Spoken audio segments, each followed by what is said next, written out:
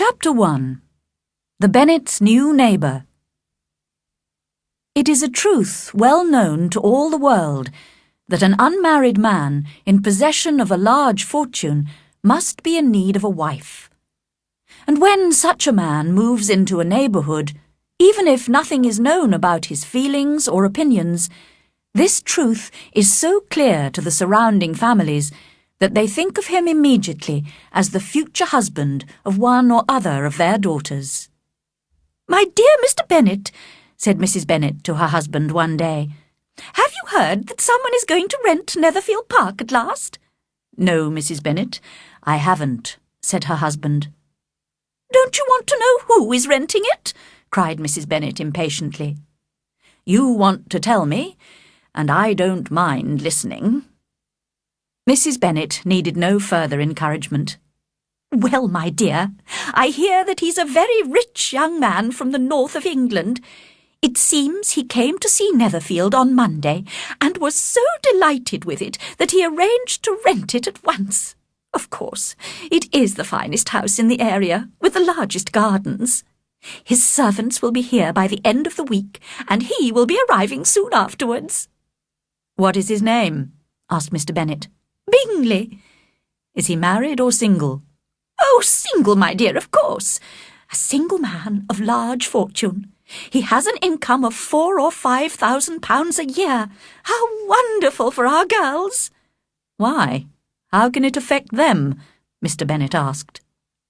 "My dear Mr. Bennet," she replied, "how can you be so annoying? You must realise I'm thinking of his marrying one of our daughters." "Is that his purpose in coming to the area?" "His purpose? No, of course not.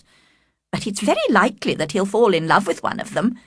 And I want him to see the girls as soon as possible, before our other neighbours introduce themselves. So you must visit him as soon as he arrives." "I really don't see why I should," said Mr. Bennet. "You and the girls can visit him. Or perhaps you should send them by themselves. Yes, that might be better, as you're as attractive as any of them, and Mr. Bingley might like you best." "Oh, my dear, you flatter me," replied his wife. "I certainly have been called beautiful in the past, but I think a woman with 5 adult daughters should stop thinking of her own beauty. Mr. Bennet, I beg you to visit him. You know it's correct for the gentleman of the family to visit new neighbours first. I simply cannot take the girls to see him unless you have already met him." "Surely you worry too much about the rules of polite society. I'm sure Mr. Bingley will be delighted to see you all, and I'll write him a few lines, which you can give him, agreeing gladly to his marrying any of the girls, although I must especially recommend my dear little Lizzie." "Oh, no, Mr. Bennet," gasped Mrs. Bennet, horrified. "Please don't do that. And Lizzie is no better than the others, although I know she is your favourite." "Our daughters are all very silly, ignorant girls, it's true, but at least Lizzie is a little more intelligent than her sisters." "Mr. Bennet, how can you speak so unkindly of your own children? Oh, dear, how ill I feel. Have you no pity for me? Don't you realise how I suffer?" "Indeed, my dear, I've suffered with you for the last 23 years, but I think you will recover and live to see many more rich young men come into the neighbourhood." When he was young, Mr. Bennet had made the mistake of falling in love with a pretty but foolish young woman. During the long years of their marriage, he had had time to regret his mistake. He soon realised that his wife had little intelligence or common sense, and was only interested in talking, shopping, and finding husbands for her daughters. His experience had made him rather bitter, and he could not stop himself mocking his wife, who never understood her husband's sense of humour. So, when, a week later, Mrs. Bennet discovered that her husband had in fact visited Mr. Bingley at Netherfield, she was surprised and very pleased. But she and her daughters tried in vain to persuade Mr. Bennet to describe the wealthy stranger, and in the end they had to rely on another neighbour's description. "He sounds wonderful, Mamma," cried Lydia, the youngest and noisiest of the sisters. Charlotte Lucas's father has been to see him and says he's quite young, very handsome and extremely charming. And even better, he loves dancing. Everybody knows that means he's very likely to fall in love. As politeness required, Mr. Bingley came to visit Mr. Bennet a few days later. He was not, however, fortunate enough to see the Bennet girls, who were hiding behind the curtains in an upstairs room in order to catch sight of the handsome stranger. Mrs. Bennet planned to invite him to dinner, but in fact they met him at another social event first. The Bennets lived in the small Hertfordshire village of Longbourn, and public dances were regularly held in the nearest town, Meryton. The girls were greatly looking forward to this particular dance, because they had heard that Mr. Bingley would be attending with a group of friends from London. On the night of the dance, all eyes were on Mr. Bingley as he entered the room. He had brought his 2 sisters, with the husband of the elder, Mr. Hurst, and another young man, Mr. Darcy. Mr. Bingley was indeed good-looking and gentlemanlike, and his sisters were fine, fashionable women. However, everybody was soon talking about Mr. Darcy, a tall, handsome man, who, it was said, had an income of £10,000 a year. The ladies in the room gazed at him in admiration for about half the evening, until they became aware of his constant frown and his unwillingness to talk or dance. Then there was general agreement that he was proud and disagreeable, and considered himself superior to country people.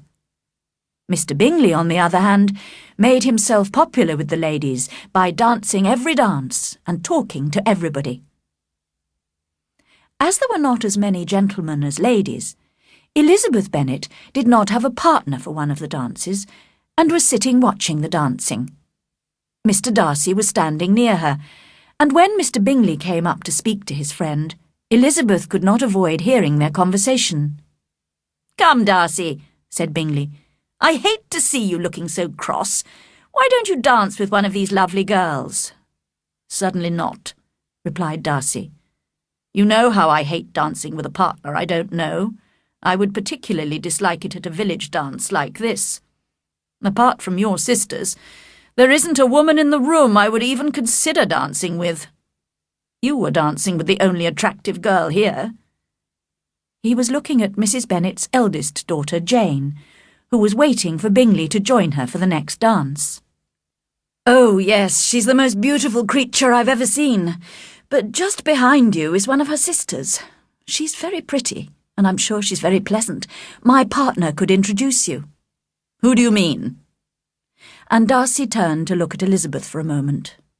"No," he said coldly. "She's not attractive enough to tempt me. Go back to your partner, Bingley." This conversation did not endear Mr. Darcy to Elizabeth, but she told the story very cheerfully and amusingly to her friends. The evening passed very happily for everybody else, and Mrs. Bennet was delighted with the effect her eldest daughter had had on Mr. Bingley. "He danced with Jane twice," she told her husband later. "He danced with all the others only once. And he really is so handsome. But his friend, Mr. Darcy, was so rude to poor Elizabeth. Luckily she doesn't care. She wouldn't want to please him. Such a horrible, proud man. I simply hate him." When Jane and Elizabeth were alone, they discussed their dancing partners. "I was really very flattered when Mr. Bingley asked me to dance a second time," said Jane, blushing. "I didn't expect it at all."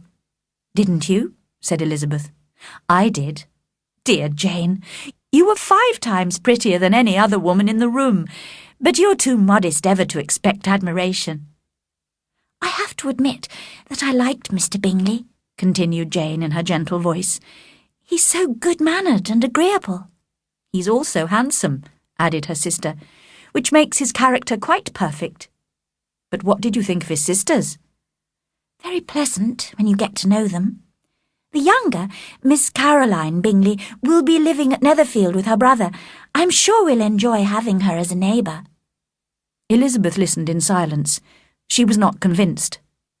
"Jane is so kind," she thought, always ready to see the good side of people's characters. I considered Mr. Bingley's sisters too proud, almost rude, in fact. I'm sure they feel superior to most other people, like Mr. Darcy. But she did not say any more.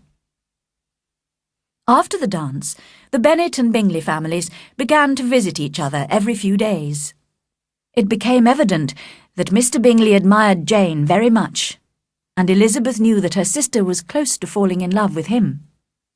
She was discussing this with her good friend Charlotte Lucas one day. Charlotte was a sensible, intelligent young woman of 27, the eldest daughter of Sir William and Lady Lucas, who were neighbours of the Bennet family. "It's a good thing," said Elizabeth, "that if Jane is in love with Mr. Bingley, nobody will know, because she always behaves so cheerfully and normally." "That's sometimes a mistake," replied Charlotte, shaking her head wisely. "If she doesn't show her feelings at all, even to the man she loves, she may lose the opportunity of catching him. Jane should use every moment she gets with Bingley to attract and encourage him." "But I consider a man should try to discover a woman's feelings, not wait for her encouragement. And Jane probably doesn't know what her real feelings for Bingley are yet. She has only seen him a few times, not often enough to understand his character or be sure that she really loves him." "Well, I wish Jane success with all my heart," said Charlotte finally. "But I think she'd have as much chance of happiness if she married him tomorrow as if she studied his character for a whole year. Happiness in marriage is simply a question of chance. I think it's better to know as little as possible about the person you're going to spend your life with." Elizabeth laughed, sure that Charlotte did not mean what she was saying. While observing Mr. Bingley's interest in Jane, however, Elizabeth had not noticed Mr. Darcy's interest in herself. Although at first he had not even considered her pretty, he now began to realise what a beautiful expression her dark eyes gave to her intelligent face, and what an attractive figure she had. "Of course, she is only an unfashionable village girl," he told himself, "but her conversation is often quite amusing." Whenever they met, he did not speak to her, but stood near her, listening to her and watching her closely, conscious of a wish to know her better. One evening, at a party at the Lucases' house, Darcy was standing alone, as usual, away from the other guests watching the dancing. His host, Sir William, came to speak to him. "Mr. Darcy, are you enjoying the dancing, sir? What a delightful entertainment it is." Darcy frowned. "Yes," he said with cool disdain. "It's something that any uneducated person can be good at." "I'm sure you're good at dancing yourself, sir," replied Sir William cheerfully. "Look, here's Miss Elizabeth Bennet." She was crossing the room at that moment. "Let me persuade you to dance with her. You cannot refuse to dance when so much beauty is in front of you." "Indeed, sir," replied Elizabeth quickly in some embarrassment. "I have no intention of dancing. You must excuse me." "Miss Bennet, please allow me the pleasure of dancing with you," said Mr. Darcy politely, holding out his hand. But with equal politeness, Elizabeth refused again, and turned away. Mr. Darcy was watching her walk away, with a slight smile on his face, when Caroline Bingley came up to him. "Mr. Darcy," she said, "I'm sure I know what you're thinking. How boring all these silly little country people are." "Not at all, Miss Bingley. In fact, I was just thinking what pleasure a pair of fine eyes can give." "Really? And who do these fine eyes belong to, may I ask?" "Miss Elizabeth Bennet." "Well, let me be the first to congratulate you, Mr. Darcy. When will the wedding be?" "Ah, that's what I expected you to say. A lady's imagination jumps from admiration to love to marriage in a moment." "Well, of course, when you're married, you will often have her charming mother and sisters to stay. How delightful for you!" And Miss Bingley, seeing that Darcy remained calm, continued to mock the Bennet family as amusingly as she could. Chapter 2. Jane's Illness. Mr. Bennet had a comfortable income of 2,000 a year and a pleasant house in Longbourn. But unfortunately for his daughters, after his death, All his property would pass to a distant male relation. Mrs. Bennet's father had been a lawyer and had only left his daughter a small amount of money. She had a brother who owned shops in London, and she also had a sister married to a Mr. Phillips. He had been her father's clerk and now carried on his late employer's business. Mr. and Mrs. Phillips lived in Meryton, which was only a kilometre or so from the village of Longbourn. It was a most convenient distance for the Bennet girls, who were usually tempted there 3 or 4 times a week to visit their aunt or a dressmaker who lived opposite. The youngest daughters, Kitty and Lydia, were particularly regular visitors. Their minds were more vacant than their sisters', and if no better entertainment was available, a walk to Meryton always provided some amusement, as well as interesting local news from their aunt. The latest news, which delighted Kitty and Lydia, was that the regiment, which had recently arrived in Meryton, was to stay there for the whole winter.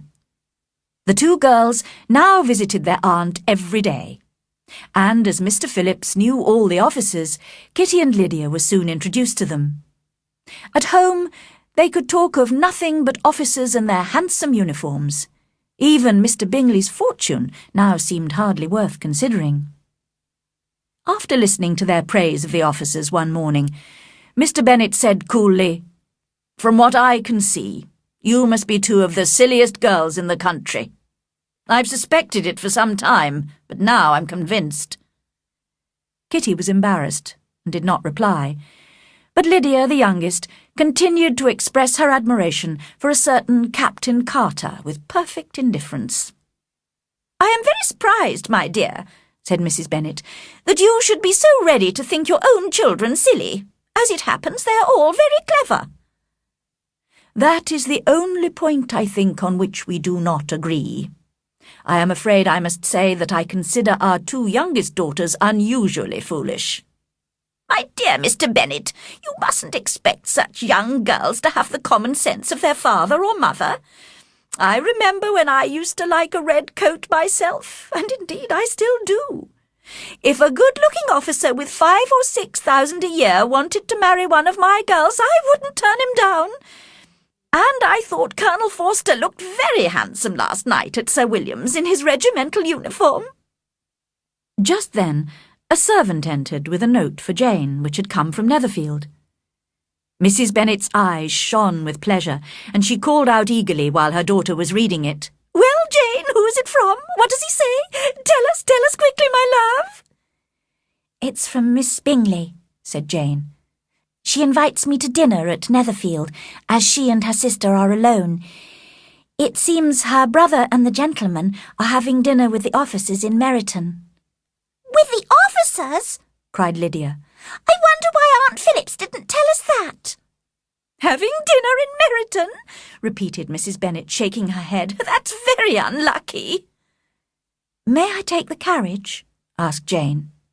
"No, my dear. You'd better ride over there, because it looks likely to rain, and then you'll have to stay the night." "That would be a good plan," said Elizabeth to her mother, "if you were sure they wouldn't offer to send her home in their carriage." "Oh, but they can't. The gentleman must have taken Mr. Bingley's carriage to go to Meryton." "I'd much rather go in the carriage," Jane said. "But, my dear, your father can't spare the horses, I'm sure. They're needed on the farm, aren't they, Mr. Bennet?" Mr. Bennet finally agreed that they were, in fact, being used that day in the fields. So Jane set out on her horse, while her mother called cheerfully after her, "I do hope it'll rain heavily, my love." And Jane had not been gone for long before it rained hard. Elizabeth was a little worried about her sister, but Mrs. Bennet was delighted. "What a good idea of mine that was," she said more than once, extremely pleased with herself. Not until the next morning, however, did she realise the full extent of her success. After breakfast, a servant from Netherfield arrived with a note from Jane to Elizabeth, explaining that Jane had caught cold on her wet ride, and had been invited to stay at Netherfield until she recovered. "Well, my dear," said Mr. Bennet, If your daughter should become seriously ill and die, it would be a comfort to know that she died in a good cause and in obedience to your orders." "Oh, I'm not afraid of her dying. People don't die of colds.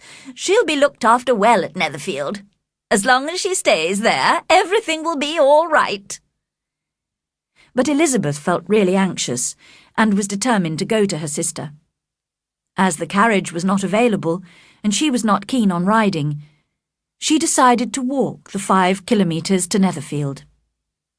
Kitty and Lydia accompanied her as far as Meryton, where they went to visit one of the officers' wives. Elizabeth continued alone, crossing field after field and jumping impatiently over streams in her anxiety to see her sister. When she arrived at Netherfield, with tired feet, muddy stockings, and a face healthily pink with exercise, she was shown straight into the sitting-room.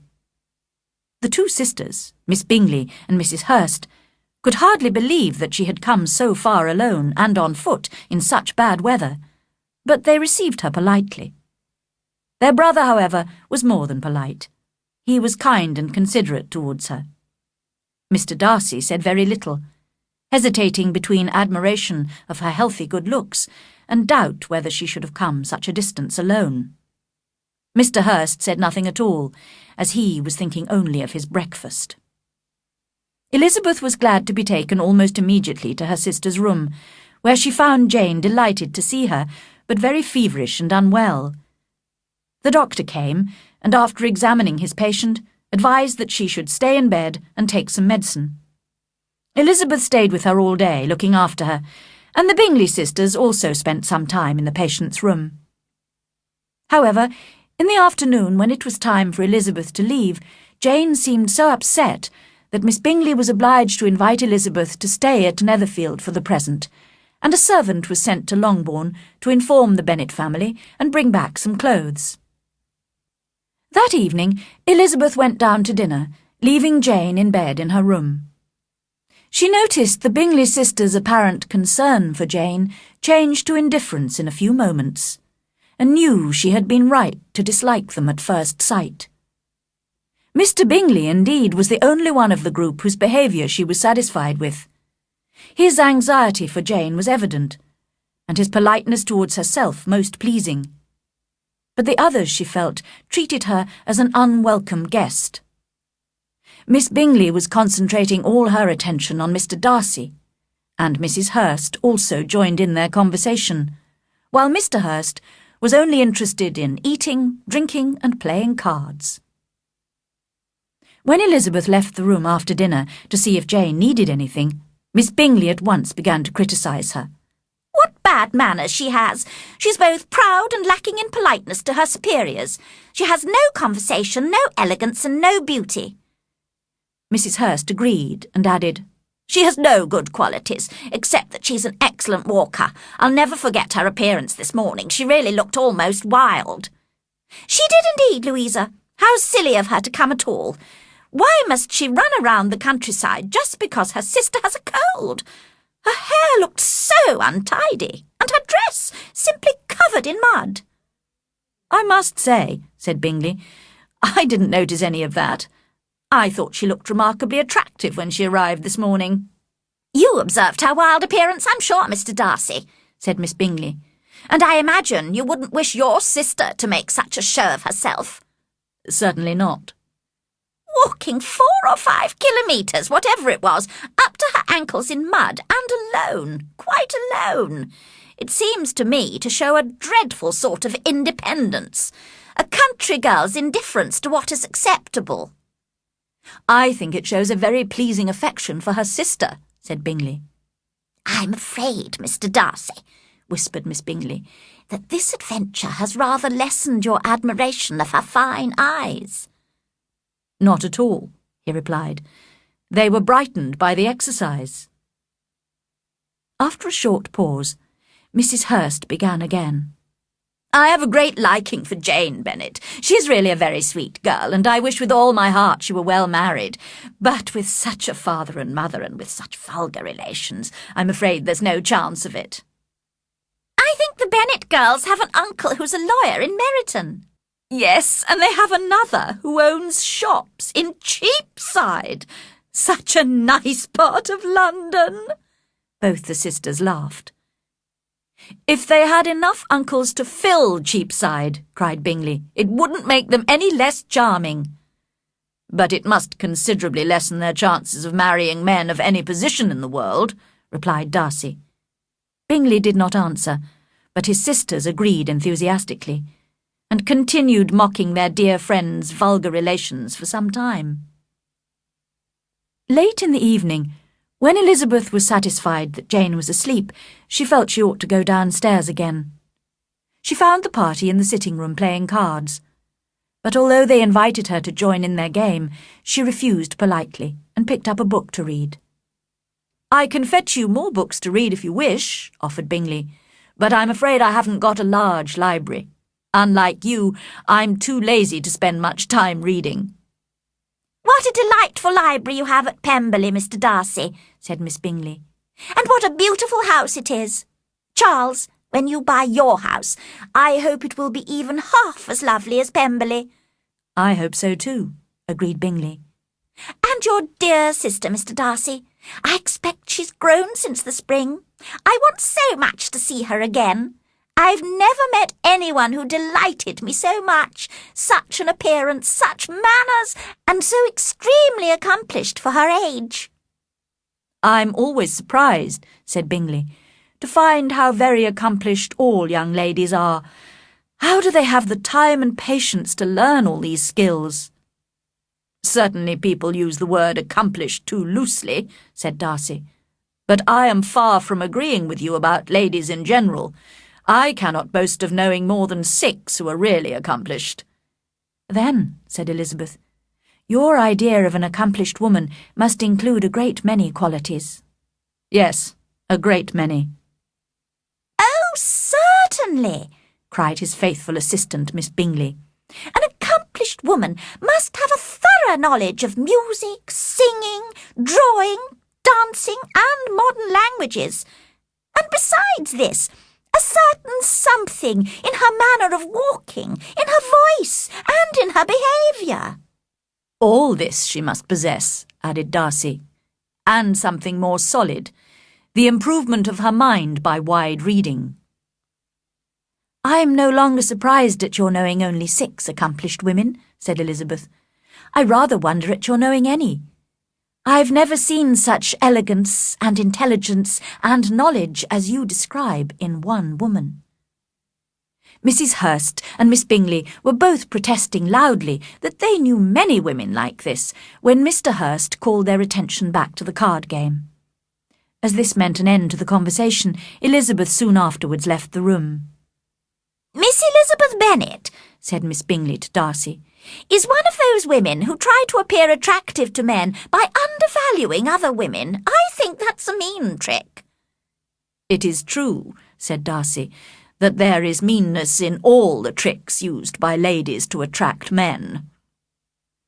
Miss Bingley was not satisfied enough with this answer to continue the conversation. The next morning, Elizabeth was glad to be able to inform Mr. Bingley and his sisters that Jane was very much better.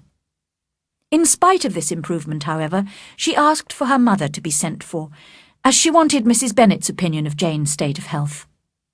Soon after breakfast, therefore, Mrs. Bennet, accompanied by her 2 youngest daughters, reached Netherfield. Elizabeth, although relieved to hear that her mother did not think Jane's illness serious, began to regret asking her to come when she saw the Bingley sisters smiling at Mrs. Bennet's remarks. Elizabeth blushed for her mother, who could not help showing her lack of intelligence and common sense in everything she said. Kitty and Lydia made an equally bad impression. They had been whispering together when suddenly Lydia, who was an attractive, confident, well-grown girl of 15, pushed herself rudely forward. She begged Mr. Bingley to hold a ball at Netherfield. With his usual politeness, Mr. Bingley promised he would, but Elizabeth saw his sisters exchanging meaningful glances. She was quite glad when her mother and sisters left. She and Jane were to stay another night at Netherfield to allow Jane to recover completely. That evening, Elizabeth appeared again in the sitting-room. She could not avoid noticing how frequently Mr. Darcy's eyes were fixed on her. But as she felt sure that so great a man could not possibly admire her, she assumed that when he looked at her, he was criticising her in some way. This thought did not cause her any pain, as she liked him too little to care for his approval. In the conversation she had with him, she spoke in her usual slightly mocking manner, rather expecting to offend him, but was surprised by the quiet politeness of his replies. Darcy had never before been so charmed by any woman. He really believed that if she did not have such vulgar relations, he might be in danger of falling in love with her. Miss Bingley saw or suspected enough to be jealous, and her great anxiety for the recovery of her dear friend Jane was increased by her wish to get rid of Elizabeth. Fortunately, perhaps, for almost everyone at Netherfield, Elizabeth and her sister, who was now quite recovered, were returning home the next day. Only Mr. Bingley showed real sorrow at this, and was concerned that Jane might not be fit enough to travel. Mr. Darcy was quite relieved, and determined that no sign of admiration for Elizabeth should escape him now. Miss Bingley's politeness to Elizabeth, as well as her affection for Jane, increased rapidly as the moment of departure approached, and she was able to say good-bye to them with many warm expressions of friendliness and a promise to visit them very soon. Mr. Bennet was glad to welcome his eldest daughters home again, as he had felt their absence from the family circle. But Mrs. Bennet, who had hoped they would stay much longer, was quite disappointed to see them come back in such a short time. Chapter 3. Mr. Collins visits Longbourn. "I hope, my dear," said Mr. Bennet to his wife at breakfast the next morning, "that you have told the cook to send up a good dinner today, as I am expecting a visitor." "Who is it, my dear? I know of nobody who is coming, unless Charlotte Lucas happens to call in, and I hope my dinners are good enough for her." "The person I'm talking about is a gentleman and a stranger." Mrs. Bennet's eyes shone with excitement. "It's Mr. Bingley, I'm sure. Why, Jane, you never mentioned it. Well, I'll be extremely glad to see him. Lydia, my love, ring the bell. I must speak to the cook at once." "It is not Mr. Bingley," said her husband. "It's a person whom I have never seen before." This caused general astonishment, and he had the pleasure of being eagerly questioned by his wife and 5 daughters all at the same time. Having amused himself for some time with their curiosity, he finally explained. "I have recently received a letter from my cousin, Mr. Collins, who, as you know, will inherit all my property when I die, and may throw you out of this house as soon as he wants." "Oh, my dear," cried his wife, "please don't mention that hateful man. It's the hardest thing in the world to accept the fact that your property is not left to your own children, and I'm sure, if I were you, I'd have tried to do something about it." Jane and Elizabeth tried to explain the legal situation to her again. They had often attempted to do this before, but it was a matter which Mrs. Bennet refused to understand, and she continued to complain bitterly about Mr. Collins. "It certainly is most unjust," agreed Mr. Bennet, "and nothing can clear Mr. Collins from the guilt of inheriting this house. But if you listen while I read his letter to you, you may perhaps be a little softened by his manner of expressing himself." He read aloud the following letter. "Dear Sir, the disagreement between you and my late respected father always worried me, and since his death I have frequently wished to improve the relationship between our families. After a long period of study and training, I have recently become a priest, and have been fortunate enough to gain the patronage of Lady Catherine de Burgh, widow of Sir Louis de Burgh. This generous lady has given me the post of rector at Hunsford, which was luckily vacant. Hunsford is the village near her own large country house in Kent. Here I carry out the duties of my profession whenever necessary, and I take great care to behave at all times with grateful respect towards her ladyship. As a priest, moreover, I feel it my duty to encourage all families in my area of influence to live peacefully. Because of this, I flatter myself that I am acting correctly in offering you my friendship. I am, of course, concerned that when I eventually inherit all your property, your daughters will doubtless be very poor, and I do apologize for this. I promise you I am ready to make amends in every possible way. But more about this later. If you do not object, I propose to visit you and your family on Monday, November the 18th at 4 o'clock, and shall probably stay until the following Saturday week. This will cause me no inconvenience at all, as Lady Catherine is far from objecting to my occasional absence from my duties. I remain, dear sir, with respectful good wishes to your lady and your daughters, your friend, William Collins. So, we can expect this peacemaking gentleman at 4 o'clock today, said Mr. Bennet as he folded up the letter. He appears to be a most polite and serious young man. How considerate of Lady Catherine to allow him to visit us. Well, if he is ready to make amends to the girls in some way, I shall certainly not discourage him, said Mrs. Bennet. Although it's difficult, said Jane, to guess how he intends to do that. It's good of him to want to help us. I think he's peculiar, said Elizabeth. He sounds too pleased with himself, and he speaks so politely of Lady Catherine. And why does he apologise for inheriting father's property in future? We know it's not his fault. Can he be a sensible man, sir? She added, turning to Mr. Bennet.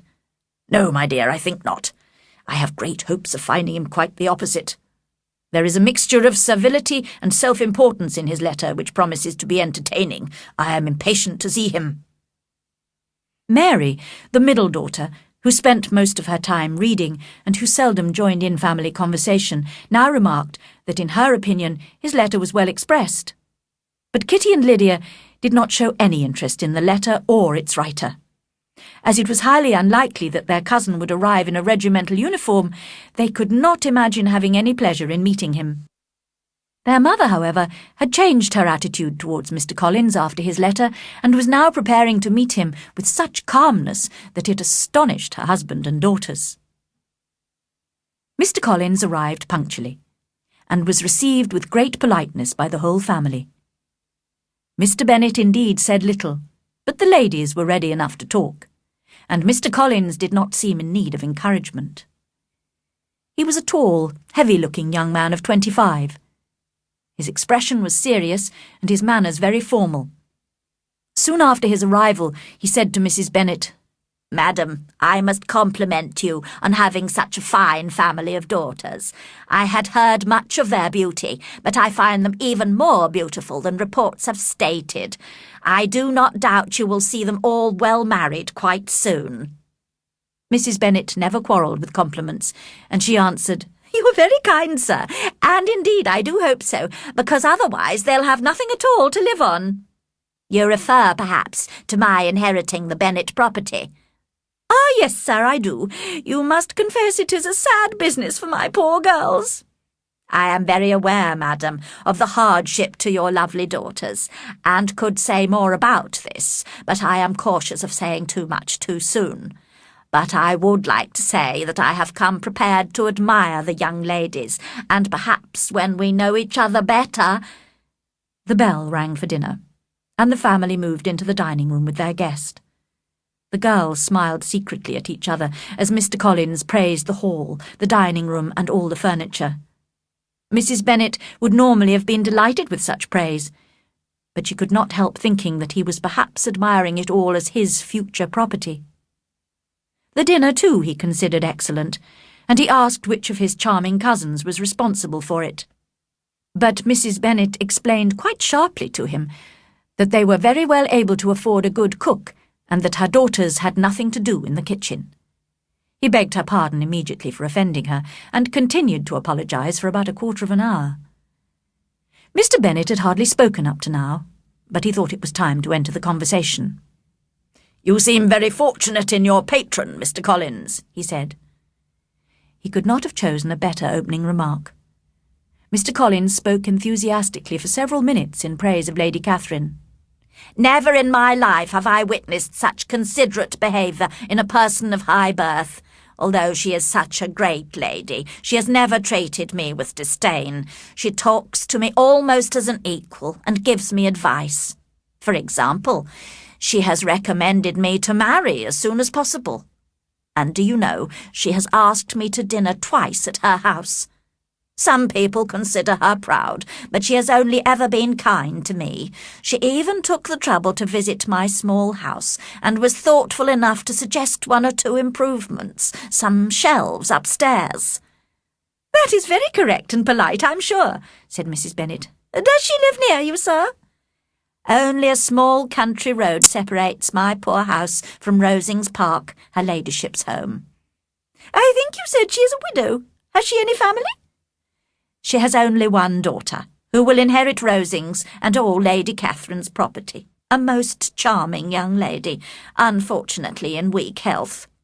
I often pay her some little compliment on her appearance or her accomplishments when I visit Rosings. Lady Catherine appreciates these compliments to her daughter, and I see it as my duty to please her ladyship." "I am sure you're right," said Mr. Bennet.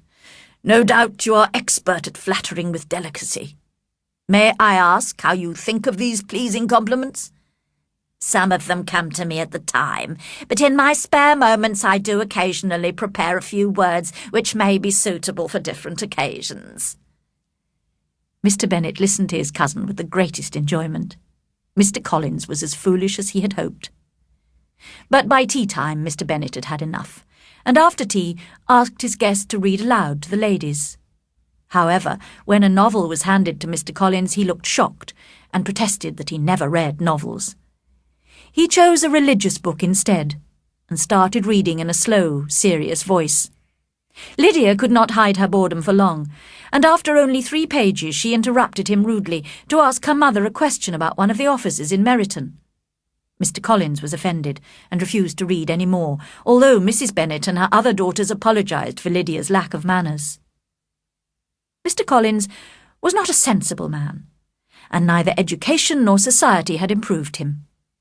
The respect he felt for his patron, and his very good opinion of himself and his new position, made him proud and servile at the same time.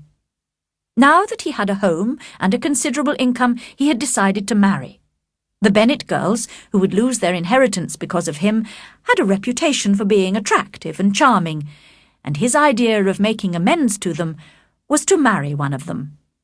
He considered this an excellent plan, and thought himself extremely generous and unselfish in carrying it out.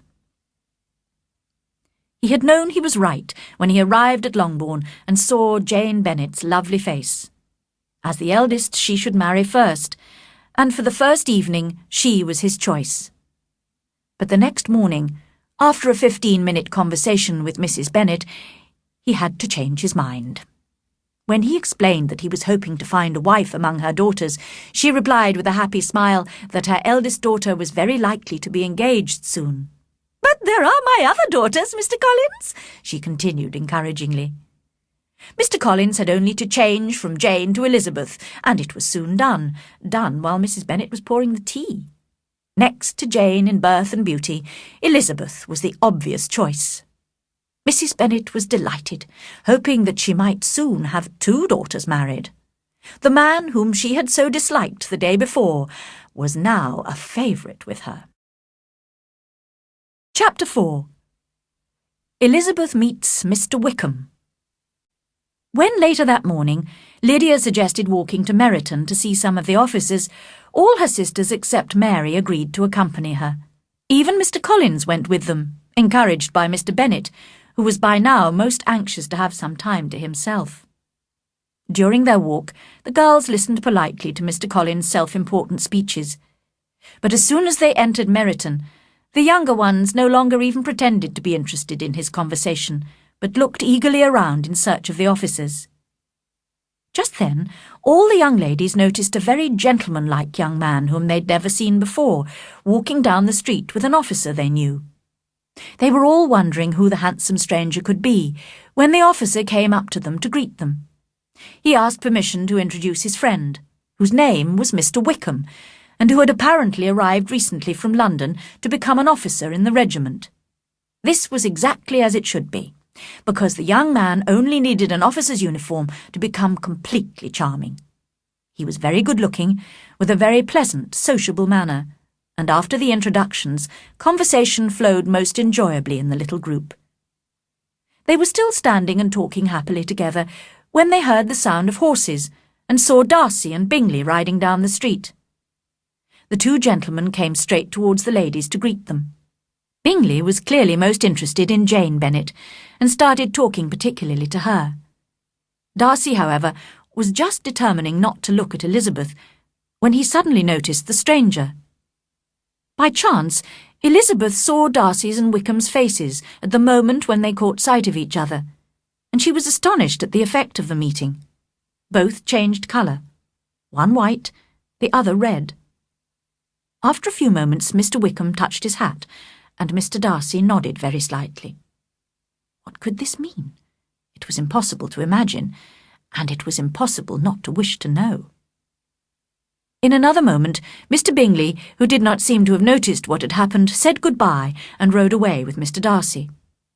The two officers accompanied the young ladies to Mrs. Phillips's house, but did not go in spite of Lydia's repeated invitations. Mrs. Phillips was always glad to see her nieces, and welcomed Mr. Collins most politely when he was introduced to her. She did not, however, have any more information for the girls about the agreeable Mr. Wickham. "But I tell you what, my dears," she said brightly, "I'm giving a little supper party for some of the officers tomorrow. I'll ask Mr. Phillips to visit Mr. Wickham and invite him to come too. Will you all come as well?" The girls were delighted, and agreed at once to this arrangement, and the whole group walked back to Longbourn, happily discussing the enjoyable evening they were going to have. Mr. Collins had been very impressed with Mrs. Phillips's politeness, and when they reached Longbourn, he complimented Mrs. Bennet on her sister's elegance and charming manners. The next evening, the carriage took him and his 5 cousins to Meryton, and the girls had the pleasure of hearing, as they entered the hall, that Mr. Wickham had accepted their uncle's invitation and was at that moment in the house.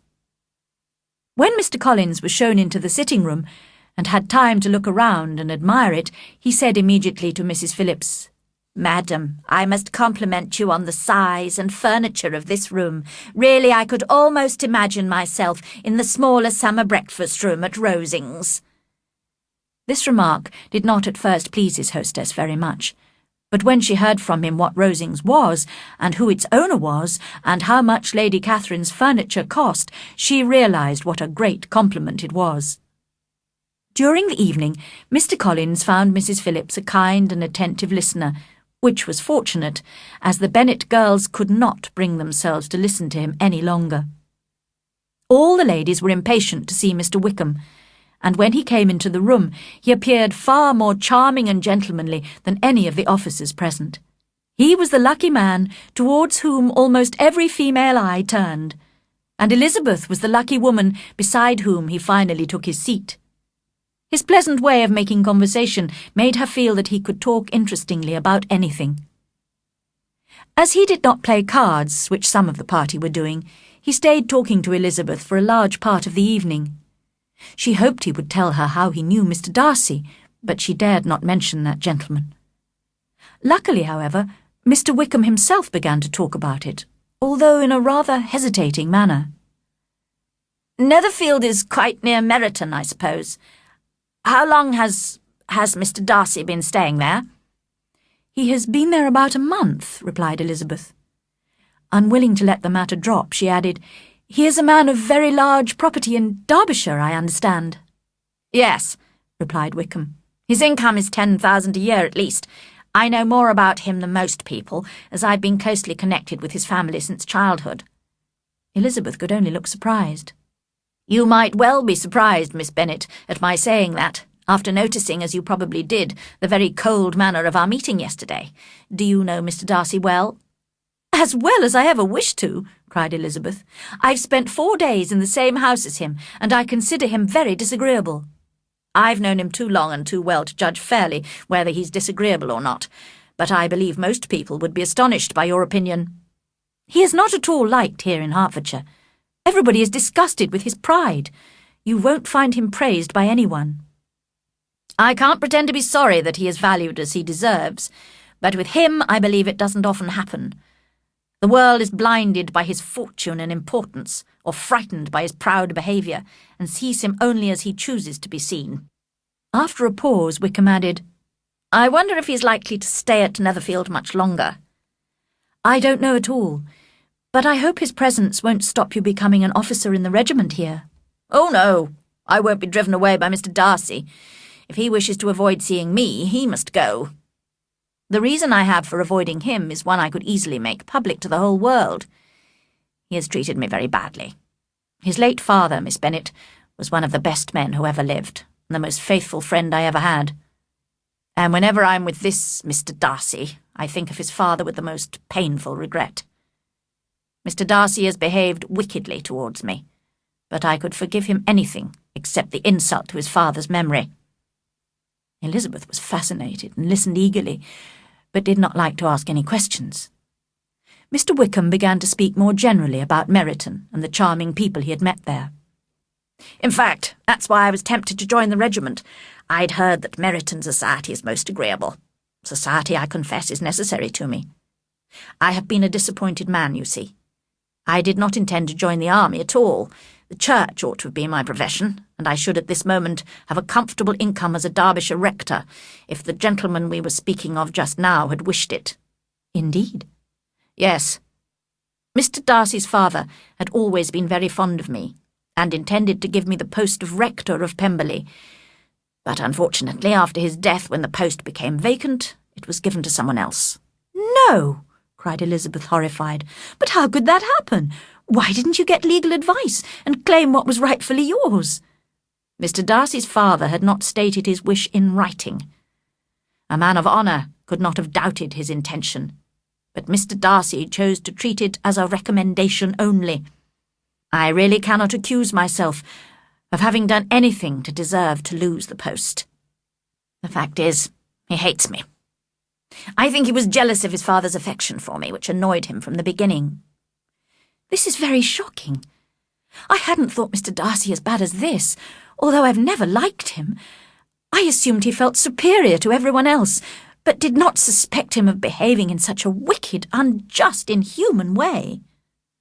We grew up together at Pemberley, you know. My father gave up all his time to take care of the Pemberley farms, and was greatly appreciated as a close friend by the late Mr. Darcy, who promised, just before my father's death, to provide for me. The present Mr. Darcy did not choose to respect that promise. How strange that Mr. Darcy's pride has not made him help you. Surely he's too proud to wish to appear dishonest, which is what I must call him. He's certainly very proud. Proud of his position, his family, his father, and his sister too, you know. What sort of a girl is Miss Darcy? He shook his head. It gives me pain to criticise a Darcy, but she's too much like her brother. Very, very proud. She's a handsome girl of about 15 or 16, and I understand extremely accomplished. I am astonished at Mr. Darcy's close friendship with Mr. Bingley. How can Mr. Bingley, who seems so charming and kind, be friendly with such a man? I don't know Mr. Bingley at all, but Mr. Darcy can be a pleasant companion if he thinks it worthwhile. Just then they were joined by some of the others, and the conversation became more general. When Mr. Collins was talking to Mrs. Phillips about his patron, Mr. Wickham looked quickly in his direction, and then asked Elizabeth, "Does your cousin know Lady Catherine de Bourgh very well?" "I don't think he has known her for long, but she has recently given him the post of rector of Hunsford." "Perhaps you know that Lady Catherine is the present Mr. Darcy's aunt. I believe she is planning to marry her daughter, who will inherit a fortune, to Mr. Darcy." This information made Elizabeth smile, as she thought of poor Miss Bingley's efforts to attract Mr. Darcy, which might all be in vain. The supper party came to an end, and Elizabeth went away with her head full of Mr. Wickham. She could think of nothing but him and what he had told her all the way home. The next day, she told Jane everything she had discussed with Mr. Wickham. Jane listened with astonishment and concern. She could not believe that Mr. Darcy could so little deserve Mr. Bingley's friendship, and yet she did not want to doubt the truthfulness of such an agreeable young man as Mr. Wickham. Elizabeth, however, felt sure that Mr. Darcy was to blame. That morning, an invitation arrived at Longbourn. Mr. Bingley had fixed the date for the ball he had promised to give at Netherfield, and it was to be on the following Tuesday. Every female in the Bennet family was looking forward to it, even Mary, who lifted her head from her book to say, unsmiling, As long as I have my mornings free for serious reading, I do not mind meeting people in the evenings. I consider some relaxation and amusement is good for everybody." Elizabeth felt so cheerful at the thought of dancing with Mr. Wickham that she made an unusual effort to speak kindly to Mr. Collins. "Will you accept Mr. Bingley's invitation, sir? And if you do, will you, as a priest, consider it right to dance?" "I shall certainly accept, and I am so far from objecting to dancing that I hope to have the honour of dancing with all my beautiful cousins. I take this opportunity of asking you, Miss Elizabeth, for the first 2 dances especially." She was very surprised and rather annoyed. She had hoped that Wickham would ask her for those dances, but now she would have Mr. Collins instead. She could not refuse, however, and his request also worried her in another way. His manner to her seemed particularly flattering, which gave her the unwelcome idea that perhaps she had been chosen from among her sisters to be the rector of Hunsford's wife. As she observed the increasing number of compliments he paid to her beauty and character, she felt sure that he intended to propose marriage. For the moment, however, she decided to do nothing but wait and see. On Tuesday evening, when Elizabeth entered the hall at Netherfield and looked in vain for Mr. Wickham among the red coats gathered there, she was surprised and disappointed to see he was not present. She had never doubted he would come, and had dressed with more than her usual care, looking forward to winning his heart, which she knew was already partly hers. But she immediately suspected that Darcy had persuaded Bingley not to invite Wickham, and although she discovered from one of the officers that in fact Wickham had been invited, but had been called away on business, she felt sure Wickham had wanted to avoid meeting Darcy, and blamed Darcy for this. As a result, when Darcy greeted her, she was so annoyed with him that she could hardly reply politely. But she soon became more cheerful, and determined to enjoy the ball in spite of Wickham's absence.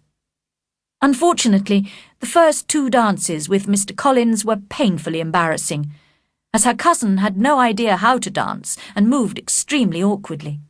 She was relieved to leave him and have the 3rd dance with an officer, who gave her great pleasure by talking about Wickham and his popularity in the regiment. After this, she was very surprised to be approached by Mr. Darcy and invited to dance.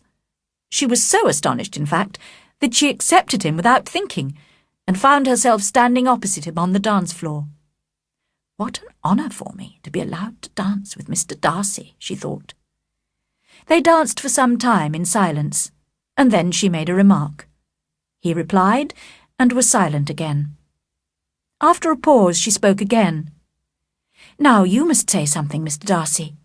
You could remark on the size of the room, or the number of couples." He smiled. "I'll say whatever you wish me to say." "Very well.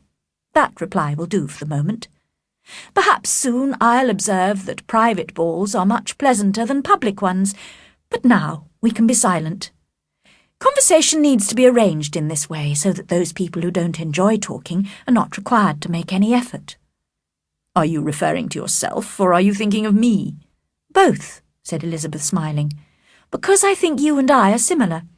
We're both unsociable and unwilling to speak, unless we can astonish and impress the whole room." "I am sure you aren't like that," he answered. "I cannot say whether I am or not. You obviously think so." She said nothing. "Do you and your sisters often go to Meryton?" he continued. "We do," she replied, and unable to resist the temptation, she added, "When you met us there last week, we had just been introduced to someone." The effect was immediate. There was a new coldness in Darcy's expression. After a moment he said with difficulty, "Mr. Wickham is so agreeable that he makes friends easily. Whether he can keep them is less certain." "He has been unlucky enough to lose your friendship," replied Elizabeth sharply, "and in a way which will cause him hardship all his life." Darcy did not reply to this, and there was only time for a little more conversation before the dance ended. Elizabeth went to find Jane, and listened with delight as she described her feelings for Bingley and her confidence in his affection for her. But apart from Jane, it seemed to Elizabeth that if her family had made an agreement to appear as stupid as possible during the ball, they could not have been more successful. First, Mr. Collins insisted on going to introduce himself to Mr. Darcy, the nephew of his respected patron, and was received very coldly. Then, during supper, Mrs. Bennet could not be prevented from talking very loudly to Lady Lucas about her great hopes of Jane's marriage to Bingley. Elizabeth blushed in embarrassment when she realised that the Bingley sisters and Mr. Darcy were able to hear. Finally, when some music was required, Mary Bennet went confidently to the piano and sang and played several songs, all rather badly. The rest of the evening brought Elizabeth little amusement. She could not even go and talk to people she knew, as Mr. Collins seemed determined to stay close by her side all evening. Fortunately, her good friend Charlotte Lucas occasionally gave her some relief by kindly listening to some of Mr. Collins' long speeches. At least Elizabeth did not have to talk to Mr. Darcy any more. He often stood near her, quite alone, but did not come close enough to speak. At the end of the evening, it was obvious to Elizabeth that although her family had greatly enjoyed the ball, the Bingley sisters were eager for these particular guests to leave. Mr. Collins, however, was enthusiastic in his praise of the Bingleys' hospitality, and Mrs. Bennet invited the whole Bingley family to visit Longbourn as soon as possible. She was feeling very satisfied, convinced that in 3 or 4 months Jane would be married to Bingley. She was also sure that Elizabeth would marry Mr. Collins. This was a good enough marriage for Elizabeth, who was her least favourite daughter, but not nearly as impressive as Jane's marriage to Bingley. Chapter 5. Mr. Collins proposes twice. At Longbourn the next day, soon after breakfast, Mr. Collins asked Mrs. Bennet for permission to speak privately to Elizabeth. Mrs. Bennet was delighted, and hurried the other girls out of the room so that Elizabeth and Mr. Collins were left alone together. Elizabeth did not want to stay, and got up to leave, but after a moment's thought, sat down again quietly, determined to listen and reply politely. "My dear Miss Elizabeth," said Mr. Collins seriously, "this little unwillingness to hear me, this modesty of yours, can only add to your other charms. You can hardly doubt the purpose of my speech. Almost as soon as I entered the house, I chose you as the companion of my future life. But before I am carried away by my feelings, I think I should state my reasons for marrying." Elizabeth was trying so hard not to laugh at the idea of Mr. Collins being carried away by his feelings that she was unable to reply. "First," he continued, "it is right for a priest to marry as an example to other people. Secondly, I'm sure marriage will add greatly to my happiness. And thirdly, which perhaps I should have mentioned earlier, my generous patron has advised me to marry. Find an active, useful sort of person, she told me, a woman who can make a small income go a long way. Bring her to Hunsford as your wife, and I'll visit her. So I decided to choose a wife from among my Bennet cousins to lessen the loss to the family when the sad event of your father's death takes place. I flatter myself that you will appreciate my motives. And now, nothing remains but to convince you of the violence of my affection. I am quite indifferent to the fact that you bring little money with you into our marriage, and promise you that I shall make no ungenerous reference to this after we are married." It was absolutely necessary to interrupt him now. "Sir, you forget I have given no answer. Accept my thanks for the compliment you are paying me, but it is impossible for me to accept your proposal." "Of course I understand," said Mr. Collins, "that young ladies often do not accept a proposal of marriage the first time. I am therefore not at all discouraged, and sincerely hope we shall be married soon." "Sir," cried Elizabeth, "your hope is rather extraordinary after what I've said. I am perfectly serious. You could not make me happy, and I'm convinced I'm the last woman in the world who would make you happy. And I'm sure that if Lady Catherine knew me, she would find me poorly qualified for the situation." "If I knew Lady Catherine thought so," began Mr. Collins, looking very worried, "but I cannot imagine she would disapprove of you, and when I have the honour of seeing her again, I shall certainly tell her how modest, economical, and practical you are." "Indeed, Mr. Collins, all praise of me will be unnecessary. Pay me the compliment of believing what I say. I hope you will be very happy and very rich, but I cannot accept your proposal." She got up and was going to leave the room, but Mr. Collins was speaking to her again. "I am far from accusing you of cruelty in refusing me, as I know it is the custom with elegant ladies in society to refuse a gentleman the first time. I hope to receive a more favourable answer next time I speak to you of marriage." "Really, Mr. Collins," cried Elizabeth with some warmth, "you do puzzle me.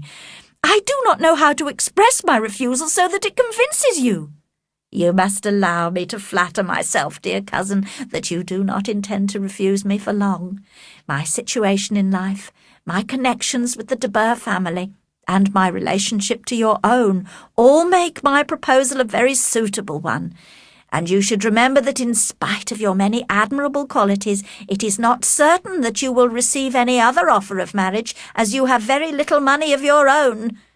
"Sir, thank you again for the honour you have done me, but to accept your proposal is absolutely impossible. Can I speak plainer than that? Don't think of me as an elegant female, but as a thinking creature speaking the truth from her heart." "You are charming," he cried, "and I'm sure that when both your excellent parents agree, you will accept my proposal." Elizabeth did not reply, but left the room silently, determined to ask her father, if necessary, to make her refusal clear to the self-deceiving Mr. Collins. Mrs. Bennet had been waiting eagerly for the end of the interview, and when she saw Elizabeth leave the room, she hurried in to offer her congratulations to Mr. Collins. He received them with pleasure, adding that he was sure his cousin's refusal was a natural result of her modesty and delicacy of character. "Refusal?" repeated Mrs. Bennet, shocked. "Lizzie refused you? Do not worry, Mr. Collins. I shall speak to her at once. She is a very obstinate, foolish girl, but I'll make her accept you." "Pardon me, madam," cried Mr. Collins, "but if she's really obstinate and foolish, I do not think she would be a suitable wife for a man in my situation." "Sir, you quite misunderstand me," said Mrs. Bennet, alarmed. "She's only obstinate in a matter like this. In everything else she is very agreeable. I'll see Mr. Bennet, and we'll arrange it with her, I'm sure." She did not give him time to reply, but hurried to the library, where she knew she would find her husband.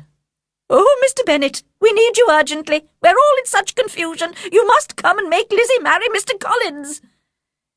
Mr. Bennet raised his eyes from his book as she entered, and stared at her with calm unconcern. "I do not have the pleasure of understanding you," he said. "What are you talking about?" "Lizzie declares she won't have him, and if you don't hurry, he'll change his mind and not have her." "So what should I do? It seems a hopeless business." "Speak to her about it yourself. Tell her you insist on her marrying him." "Call her in here. She shall hear my opinion." Mrs. Bennet gladly rang the bell, and the servant brought Elizabeth into the library. "Come here, child," said her father as she appeared. "I've sent for you on a very important matter. I understand that Mr. Collins has made you an offer of marriage, and you have refused." When Elizabeth nodded, he continued, "Very well. Now, your mother insists on your accepting. Isn't that right, Mrs. Bennet?" "Yes, or I'll never see her again." "You now have an unhappy choice to make, Elizabeth. From this day on, you must be a stranger to one of your parents.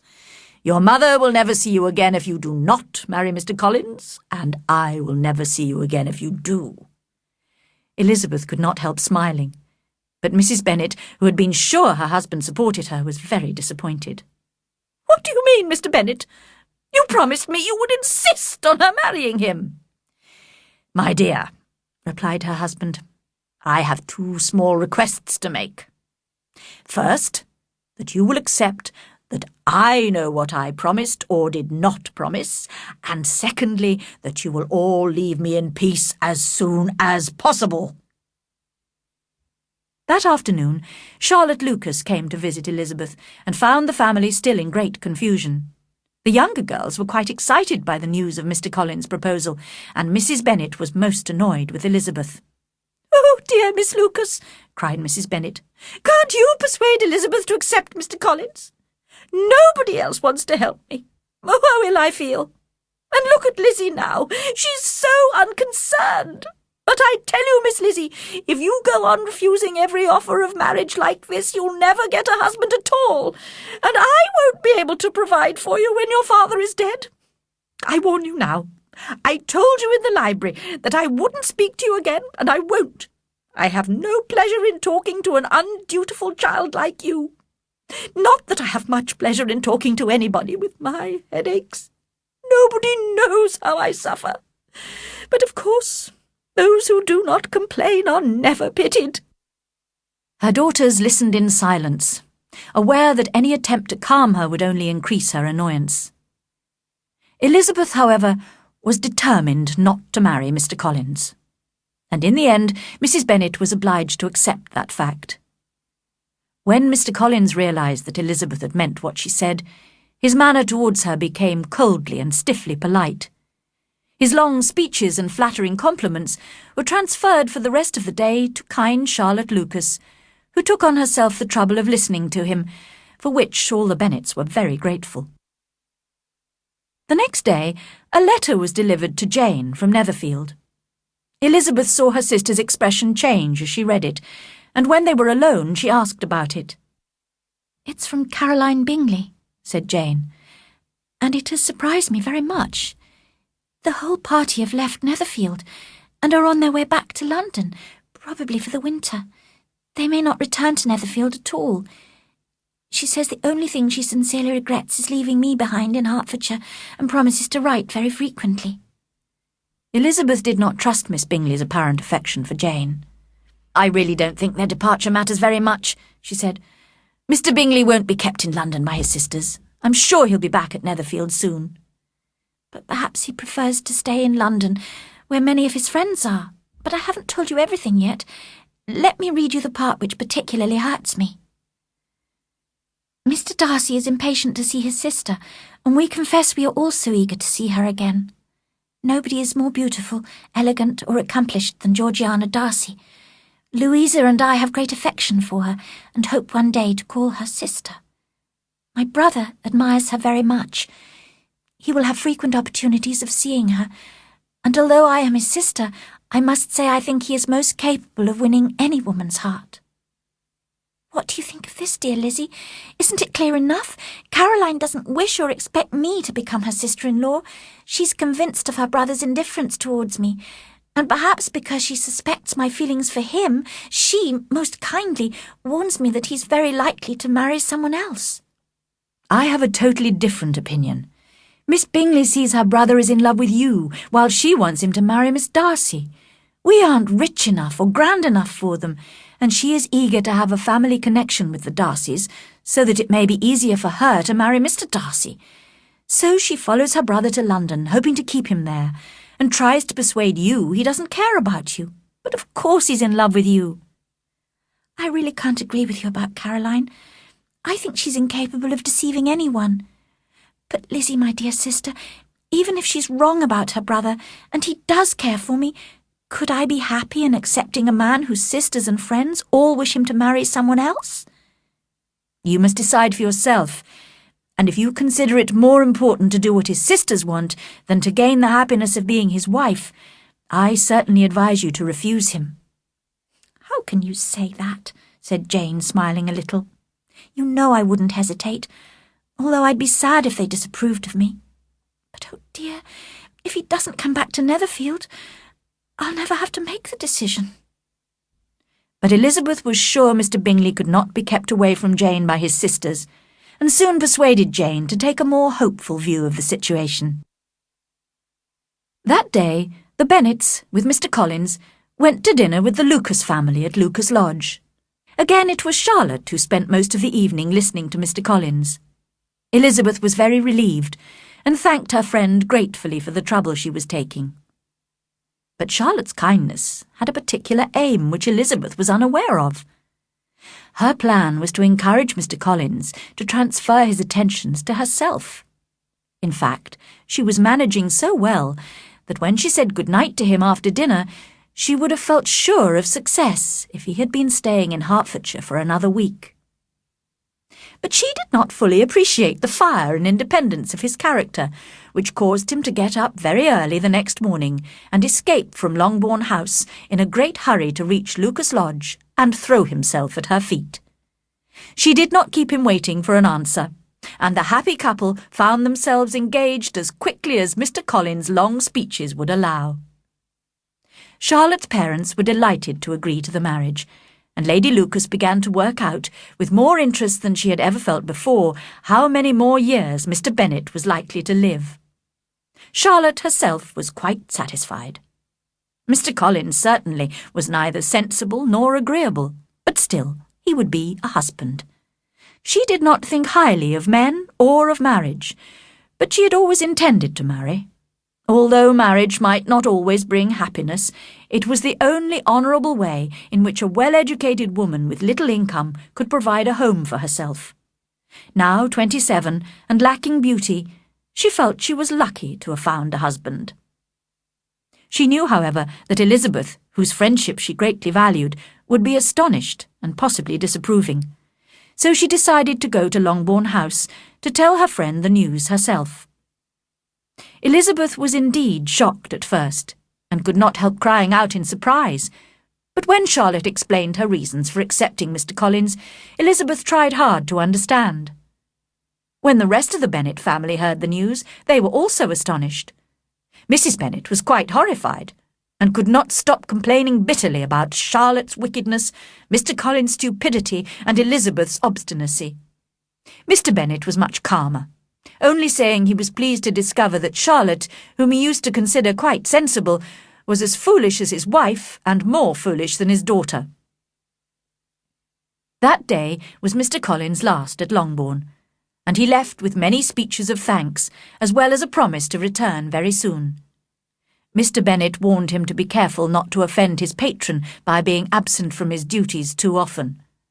But Mr. Collins, although extremely grateful for this sign of Mr. Bennet's cousinly affection for him, was naturally eager to return to Hertfordshire to see his future wife. Only 2 weeks later he did in fact come back to stay at Longbourn, but spent most of his time at Lucas Lodge, making arrangements for the wedding.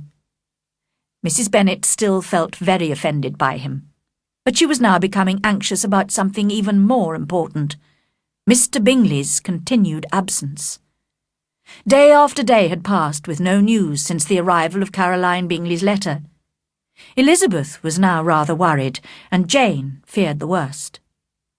Finally, a second letter arrived from Caroline Bingley, and when Jane read it, she realised that all hope was over. The Bingley family was staying in London for the whole winter, and Georgiana Darcy was a frequent member of their circle. Miss Bingley boasted joyfully of this friendship, and looked forward to her brother's probable marriage to Miss Darcy. Although she was deeply upset, Jane bravely tried to control her feelings. "Do not worry, Lizzie. I shall be able to forget him in a while. I have nothing to complain of, as he made no promises to me.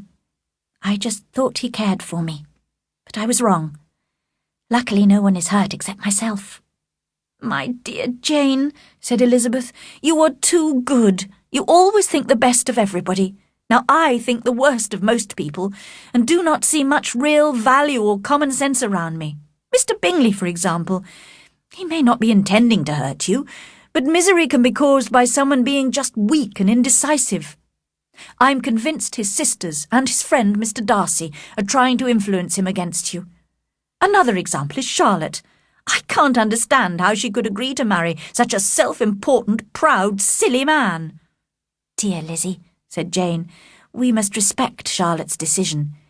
She may well be happy with Mr. Collins.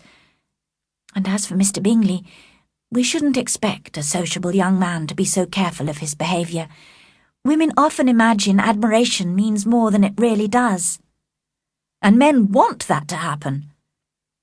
I prefer to believe that I was mistaken in thinking he cared for me, and that his sisters love him and approve of his wish to marry Miss Darcy. I don't want to think badly of him or his sisters. That would be worse than anything." Elizabeth had to accept Jane's wishes, and from then on, Mr. Bingley's name was seldom mentioned between them. Chapter 6. Elizabeth visits Mr. and Mrs. Collins. The following Monday, Mrs. Bennet had the pleasure of receiving her brother and his wife, who came as usual to spend Christmas at Longbourn. Mr. Gardiner was a sensible, gentlemanlike man. The Netherfield ladies would have had difficulty in believing that a man who lived by buying and selling could be so well-mannered and agreeable. Mrs. Gardiner, who was several years younger than Mrs. Bennet and Mrs. Phillips, was a pleasant, intelligent, elegant woman, and a great favourite with her Longbourn nieces, especially the two eldest, who often stayed with her in London. When Mrs. Gardiner had given the present she had brought with her and described the newest fashions, she was obliged to listen to Mrs. Bennet's complaints. "I've suffered greatly since your last visit, sister," cried Mrs. Bennet. "Just imagine! 2 of my daughters were very close to marriage, and then nothing. I do not blame Jane, who would have got Mr. Bingley if she could. But Lizzie, oh, sister, it is hard to think she might have been Mrs. Collins by now if she hadn't been so obstinate. The result is that Lady Lucas will have a daughter married before me. It makes me quite ill to have such a disobedient daughter and such selfish neighbours. But your coming just now is a great comfort to me, and I am very glad to hear what you tell us about long sleeves." Mrs. Gardiner made a suitably sympathetic reply to her sister-in-law, and later that day found the opportunity to discuss the matter in more detail with Elizabeth alone. "I am sorry for Jane," she said kindly, "but Lizzie, these things happen so often. A young man like Mr. Bingley frequently falls in love with a pretty girl, and when chance separates them, he forgets her very quickly." "Yes, aunt," said Elizabeth, "but in this case it was not chance, but the young man's interfering friends who separated Jane and Mr. Bingley. I'm sure he was violently in love with her." "Poor Jane, she's so sensitive. I'm afraid she may not get over it for some time. Now, if it had been you, Lizzie, you would have recovered more quickly by finding humour in the situation.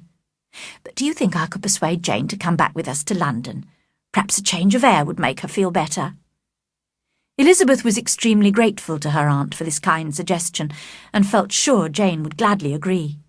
"I hope," added Mrs. Gardiner, "that she will not be influenced by the hope of seeing the young man.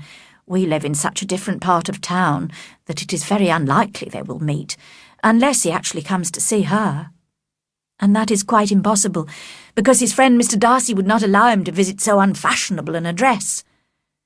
But despite her protest, Elizabeth secretly thought that Jane might see Bingley in London, and that a meeting would probably reawaken his affection for her. The Gardiners stayed at Longbourn for a week, and Mrs. Bennet made sure there was always some entertainment for her brother and sister-in-law. Whenever there was a dinner party at Longbourn House, some of the officers were always invited. Mrs. Gardiner, who had noticed that Mr. Wickham was a very frequent visitor and that Elizabeth spoke admiringly of him, took care to observe them both. She saw enough to make her a little anxious, and decided to speak to Elizabeth about him when they were alone. "Lizzie," she began, "I can see that you and Mr. Wickham like each other, but I must warn you not to get seriously involved with him. I admit he's a most interesting young man, but sadly he has no fortune. You are a sensible girl and must realise that you would disappoint your father by agreeing to marry a penniless young man." "My dear aunt, do not worry. I'll take care of myself, and Mr. Wickham too. He won't be in love with me if I can prevent it." "Elizabeth, be serious." "I'm sorry, aunt. I'll try again. At present, I'm certainly not in love with him, but he is by far the most agreeable man I've ever met. And if he really loved me, but I would hate to disappoint my father or make any of you unhappy. I cannot promise what I will do, but I will really try to do what I think is wisest. I hope you are satisfied with that." Her aunt replied that she was, and received Elizabeth's thanks for her kind advice. Several days after this, the Gardiners returned to London, taking Jane with them. The day of Mr. Collins's wedding soon arrived, and Mrs. Bennet had to watch Charlotte Lucas become Mrs. Collins. Before the bride left Longbourn for Hunsford, however, she asked Elizabeth to come and visit her in her new home as soon as possible. Elizabeth could not refuse, although she did not imagine it would be an enjoyable visit. It was arranged that Elizabeth would accompany Sir William Lucas and Maria, one of his other daughters, on their intended visit to Hunsford in March. A week after Jane's departure, Elizabeth received a letter from her sister saying that she had seen Miss Bingley and hoped to continue their friendship. Elizabeth shook her head over this. She was not surprised to hear from Jane a few weeks later that Caroline Bingley had made no further attempts to communicate with her former dear friend. Elizabeth was saddened to read of Jane's disappointment, but felt more cheerful when she told herself that Jane would no longer be deceived, by the sister at least. All expectation from the brother was now absolutely over. As a punishment for him, she seriously hoped he would soon marry Mr. Darcy's sister, who, according to Wickham, would make him quickly regret what he had thrown away. At about this time, Elizabeth also received a letter from Mrs. Gardiner asking about Wickham, and she was able to reply quite honestly that there was no danger of her marrying him. He had transferred his affections to a Miss King, who had recently inherited £10,000. Elizabeth saw exactly what was happening, but her heart had only been slightly touched, and she was able to convince herself that it was quite natural for such an agreeable young man to wish for fortune and independence. January and February passed, and the time for Elizabeth's visit to Mr. and Mrs. Collins approached. She had improved the plan by arranging to spend a night in London at her uncle and aunt's house before continuing the journey into Kent. She was very much looking forward to seeing Jane, who was still staying with the Gardiners. The journey seemed long to Elizabeth, because Sir William and Maria had nothing to say worth hearing. But when the coach arrived at the Gardiners' house at lunchtime, Elizabeth was delighted to see that her sister looked as healthy and lovely as before. In a private conversation with her aunt later, however, Elizabeth discovered that Jane had been suffering from periods of depression, although she always tried bravely to appear cheerful. The afternoon and evening passed only too quickly, and the next day Elizabeth and the other travellers set off again. When the coach arrived in Hunsford, they were all quite excited to see on one side of the road Lady Catherine's great park, which they had heard so much about. At last, on the other side, they came to the rectory, where they were warmly welcomed by Mr. Collins and Charlotte. Elizabeth was more and more pleased she had come when she found herself so affectionately received. She saw instantly that marriage had not changed her cousin's manners. He insisted on greeting them all with formal politeness and long speeches, and showed them round the house, explaining its many good points in exhausting detail. Elizabeth could not help thinking that perhaps he was speaking particularly to her, as if wishing to make her feel what she had lost in refusing him. But although everything seemed neat and comfortable, she was unable to please him with a sigh of regret. In fact, she wondered how Charlotte could look so cheerful with such a companion. But whenever Mr. Collins said anything of which his wife might be ashamed, which was quite often, Charlotte wisely did not appear to be listening. And when Mr. Collins showed them proudly round his garden, in which he himself enjoyed working, Elizabeth admired the serious way in which Charlotte praised gardening as a most healthy exercise, and admitted encouraging her husband to work outdoors as much as possible. Elizabeth had to confess to herself that, surprisingly, Charlotte really appeared to be happy. When Mr. Collins could be forgotten, the house seemed very pleasant and comfortable, and from Charlotte's evident enjoyment of her home, Elizabeth supposed he must often be forgotten. The visitors had only been in the house for a day, when a message came from Lady Catherine, inviting them all to dinner at Rosings Park the next day. Mr. Collins was delighted and congratulated his guests on their good luck. I confess that I might have expected her ladyship to invite us all to drink tea at Rosings on Sunday, he said, but to invite the whole party to dinner so soon after your arrival too. What a generous and considerate lady she is. The whole of the rest of that day and the next morning were spent discussing their visit to Rosings. This made Sir William and Maria quite nervous when the moment came to walk across the park and enter the great lady's house. Elizabeth, however, was unimpressed by what she had heard of Lady Catherine, and remained calm. She was interested to see that Lady Catherine was a tall, large woman, who held herself stiffly and proudly, and received her guests with an air of disdain. She spoke loudly and decidedly on every matter, and was clearly convinced of her superiority over other people. Her daughter Anne was completely different. A small, thin, ill-looking lady, who spoke very little, and only in a whisper. The dinner was very good, and was highly praised by Mr. Collins. His repeated compliments, which Elizabeth thought were embarrassing, appeared to please Lady Catherine very much. After dinner, her ladyship talked continuously, giving her opinions without any fear of contradiction or even comment. She then asked Elizabeth many detailed questions about her education, her sisters, and her father's income. Although Elizabeth considered these questions extremely personal and almost rude, she answered them politely and calmly. At the end of the long evening, the visitors were driven home in Lady Catherine's carriage, while Mr. Collins praised his patron for her elegance, intelligence, and hospitality.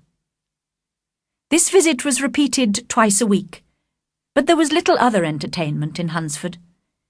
Elizabeth had pleasant conversations with Charlotte, or read books, or walked along a narrow path by Lady Catherine's park, which no one else seemed to use. It was a quiet life, but she was satisfied with it. However, 2 weeks after her arrival in Hunsford, she heard that some visitors were coming to stay at Rosings. Lady Catherine's nephew, Mr. Darcy, was expected soon, accompanied by his cousin, Colonel Fitzwilliam. The next day, the 2 gentlemen arrived, and came almost immediately to the rectory. Colonel Fitzwilliam was about 30, not handsome, but very gentlemanly, and he talked pleasantly to the ladies. But Mr. Darcy looked as cold and proud as ever, and after greeting Mrs. Collins, spoke only a few stiffly polite words to Elizabeth. She took the opportunity of asking him if he had by any chance seen Jane in London recently, and thought he looked a little confused when he answered that he had not had that pleasure. Soon after that, the 2 gentlemen returned to Rosings. Colonel Fitzwilliam's manners were very much admired by the ladies, who felt that he would add considerably to the enjoyment of their evenings at Rosings. But it was not until Easter Day that they received an invitation from Lady Catherine, and when they arrived in her sitting-room, it was clear that she was far more interested in her nephews than in her other guests. Colonel Fitzwilliam, however, seemed really glad to see them, and he came at once to sit beside Elizabeth. They talked so agreeably and amusingly together that Mr. Darcy turned his eyes towards them and looked curiously at them several times. When her ladyship also noticed, she called loudly across the room, "Fitzwilliam, what are you talking about with Miss Bennet? Let me hear what it is." "We're speaking of music, madam," he said, when no longer able to avoid a reply. "Of music? Then please speak to all of us. I must have my share in the conversation if you are speaking of music. There are few people in England, I suppose, who have more true enjoyment of music than myself, or a better natural taste. If I had ever learned to play, I would have been a great musician. But I often tell young ladies practice is very important. I have told Miss Bennet several times that she will never play really well unless she practices more, and she is very welcome to come to Rosings and practice on the piano in the servants' hall. She won't be in anyone's way there, I can promise her." Mr. Darcy looked a little ashamed of his aunt's insensitive words. Meanwhile, Colonel Fitzwilliam had persuaded Elizabeth to play some music, and she sat down at the piano. But when she had started playing, Mr. Darcy went to stand in front of the piano where he had a good view of her face. At the end of her first piece of music, Elizabeth said, smiling, "You intend to frighten me, Mr. Darcy, by coming to listen to me, but I'm obstinate and won't be frightened. I don't think you really believe I intend to alarm you, and I've had the pleasure of knowing you long enough to be aware that you occasionally enjoy stating opinions which are not your own." Elizabeth laughed at this picture of herself, and said to Colonel Fitzwilliam, "Your cousin will teach you not to believe a word I say. Indeed, Mr. Darcy, it is very ungenerous of you to mention all my faults, and perhaps rather foolish too, because I may take my revenge, and tell things about you which your relations will be shocked to hear." "I am not afraid of you," said Darcy, smiling. "But let me hear your accusation," cried Colonel Fitzwilliam.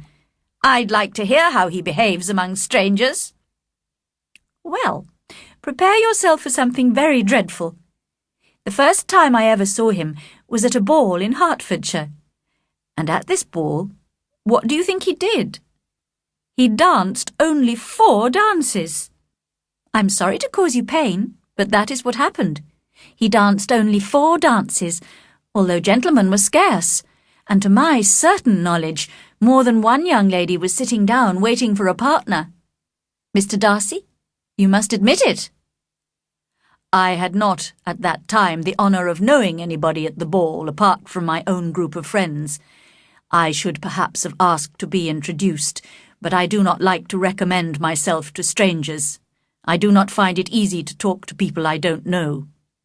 "You don't want to take the trouble to do it, Darcy, that's why," said Colonel Fitzwilliam. "I cannot play this piano as well as some other women," said Elizabeth, "but I've always assumed it is my own fault, because I don't take the trouble to practice. I know that I am capable of playing as well as anyone." Darcy smiled and said, "You are perfectly right. You have spent your time in a much better way. No one who hears you could imagine any possible improvement. We neither of us perform to strangers." Just then Lady Catherine interrupted them to comment on Elizabeth's playing. "Miss Bennet would play quite well if she had a London teacher. Of course, Anne would have been a delightful performer if her health had allowed her to learn." Elizabeth looked at Darcy to see his reaction to Anne de Bourgh's name. But neither at that moment nor at any other could she observe any sign of love or even interest in his cousin. Lady Catherine continued to give Miss Bennet advice on her playing, but at the request of the gentleman, Elizabeth stayed at the piano for the rest of the evening. Chapter 7. Darcy proposes marriage. Elizabeth was sitting by herself the next morning writing to Jane, while Mrs. Collins and Maria were shopping in the village. She heard the doorbell ring, and knew that meant a visitor had arrived. But she was greatly surprised when Mr. Darcy, and Mr. Darcy only, was shown into the room. He seemed astonished too on finding her alone. "I apologize for disturbing you, Miss Bennet. I understood that all the ladies were at home." "Please don't apologize, Mr. Darcy. I hope Lady Catherine and her daughter are well." "Very well, thank you." He said no more. As he seemed in danger of sinking into total silence, Elizabeth had to think of something to say. She remarked, "How very suddenly you all left Netherfield last November, Mr. Darcy. I hope Mr. Bingley and his sisters were well when you left London?" "Perfectly, thank you." That was all the answer he gave. "I think I have heard that Mr. Bingley has not much idea of ever returning to Netherfield again." "It is probable that he will spend very little of his time there in future. He has many friends elsewhere." Elizabeth did not want to talk any longer about Mr. Bingley, and determined to leave the conversation to Mr. Darcy, she remained silent. He understood, and soon began to speak again. "Mr. Collins appears very fortunate in his choice of a wife." "Yes, indeed. She is one of the few sensible women who would have accepted him, although I'm not sure I consider her marrying Mr. Collins as the wisest thing she ever did. She seems perfectly happy, however, and financially speaking, it's a good marriage. It must be very agreeable to her to be such a short distance from her own family and friends. A short distance, you say? It is nearly 80 kilometres. And what is that? Little more than half a day's journey on a good road. Yes, I call it a very short distance. I would never have said Mrs. Collins lived near her family, cried Elizabeth. That shows how much you are attached to Hertfordshire. Anywhere outside the Longbourn area would, I suppose, seem far away to you. As he spoke, he smiled a little. Perhaps he supposed she was thinking of Jane and Netherfield, thought Elizabeth, and she blushed. Whether the distance seems long or short depends on many circumstances. If the family's income is large enough to pay for frequent journeys, then distance is not a problem. But Mr. and Mrs. Collins will not be able to afford to travel very often, despite their comfortable income. I'm certain my friend does not consider Hunsford near her family. Mr. Darcy moved his chair a little towards her and said, You cannot have a right to such a very strong local attachment. You haven't spent your whole life at Longbourn, I am sure. Elizabeth looked surprised. Experiencing a change of feeling, the gentleman moved his chair away again, took a newspaper from the table, and glancing at it said in a colder voice, Are you pleased with Kent? They discussed Kent calmly and politely for a few minutes, and were then interrupted by Charlotte and Maria, who had returned from the village. Mr. Darcy sat a little while longer without saying much to anybody, and then went away. What can be the meaning of this? Said Charlotte as soon as he had gone. My dear Lizzie, he must be in love with you, or he would never have visited us in this familiar way. But when Elizabeth described his silence, that did not seem likely, even to hopeful Charlotte, and they could only suppose that he had nothing better to do. In fact, from now on, both Mr. Darcy and Colonel Fitzwilliam called regularly at the rectory. It was obvious that Colonel Fitzwilliam came because he enjoyed talking to the ladies, and Elizabeth was reminded by her own satisfaction in being with him, as well as by his evident admiration of her former favourite, Wickham. But it was more difficult to understand why Mr. Darcy came. He did not often speak, and seldom appeared interested in the conversation. Even Charlotte, who observed Mr. Darcy closely, was not sure whether he admired Elizabeth or not, and began to hope that perhaps her friend might marry Colonel Fitzwilliam instead. When she took her daily walk along the path bordering the park, Elizabeth met Mr. Darcy unexpectedly more than once. This was the more surprising because she was careful to inform him that it was her favourite walk, so that he could avoid meeting her. It was also strange that although he could just have greeted her and walked on, he always thought it necessary to turn back and walk with her. She could not quite understand him. But one day, as she was walking, she met Colonel Fitzwilliam, not Mr. Darcy, and greeted him with a smile. They walked back to the rectory together. "Are you leaving Kent this Sunday?" she asked. "Yes, if Darcy doesn't put it off again." "He is fortunate to be able to arrange things as he likes." "Well, we all want to do that," replied Colonel Fitzwilliam. "But he is used to doing what he likes, because he is rich, and many others are poor. I, for example. I'm a younger son, you know, and won't inherit my father's fortune, so I shall never be rich or independent like Darcy." "Now, seriously, you cannot call yourself poor. When have you ever suffered because of lack of money?" "Well, perhaps I haven't really suffered much yet, but there are difficulties. A younger son doesn't have a free choice when marrying. He cannot afford to marry a girl with no fortune." Elizabeth blushed, thinking that he might mean her, and began to talk of something else. She asked him about Darcy's sister, and mentioned that the Bingley sisters liked her very much. "Bingley? Yes, I know them. Their brother is very pleasant. A great friend of Darcy's. answered Colonel Fitzwilliam. "Oh, yes. Mr. Darcy is extremely kind to Mr. Bingley and takes very good care of him," said Elizabeth dryly. "Yes, I believe Darcy does take care of Bingley. I'm thinking of a recent situation which Darcy was telling me about on the journey here. He was congratulating himself on having saved a friend from a most foolish marriage. Of course, I'm not sure the friend was Bingley, as Darcy didn't mention the name." "Did Mr. Darcy give you his reasons for interfering?" "I understood that there were some very strong objections to the lady." Elizabeth could not speak for a moment. When she was able to control her anger, she changed the conversation. As soon as they reached the rectory, she said goodbye to Colonel Fitzwilliam and went straight upstairs to her room. At last she could think without interruption about what he had told her. Bingley must have been the friend to whom Darcy was referring. She had always assumed that Darcy was involved in the plan to separate Jane and Bingley, but now it appeared that he, not Miss Bingley, was the main cause of all that Jane had suffered and still continued to suffer. The very strong objections to the lady probably consisted of having one uncle who was a country lawyer and another who was in business in London. There could be no possible objections to Jane herself, as she was intelligent, beautiful and charming. Nor could anyone object to Mr. Bennet as a father-in-law. When Elizabeth thought of her mother, she felt a little less confident. She was still convinced, however, that Mr. Darcy was interested in high-born connections rather than character or common sense.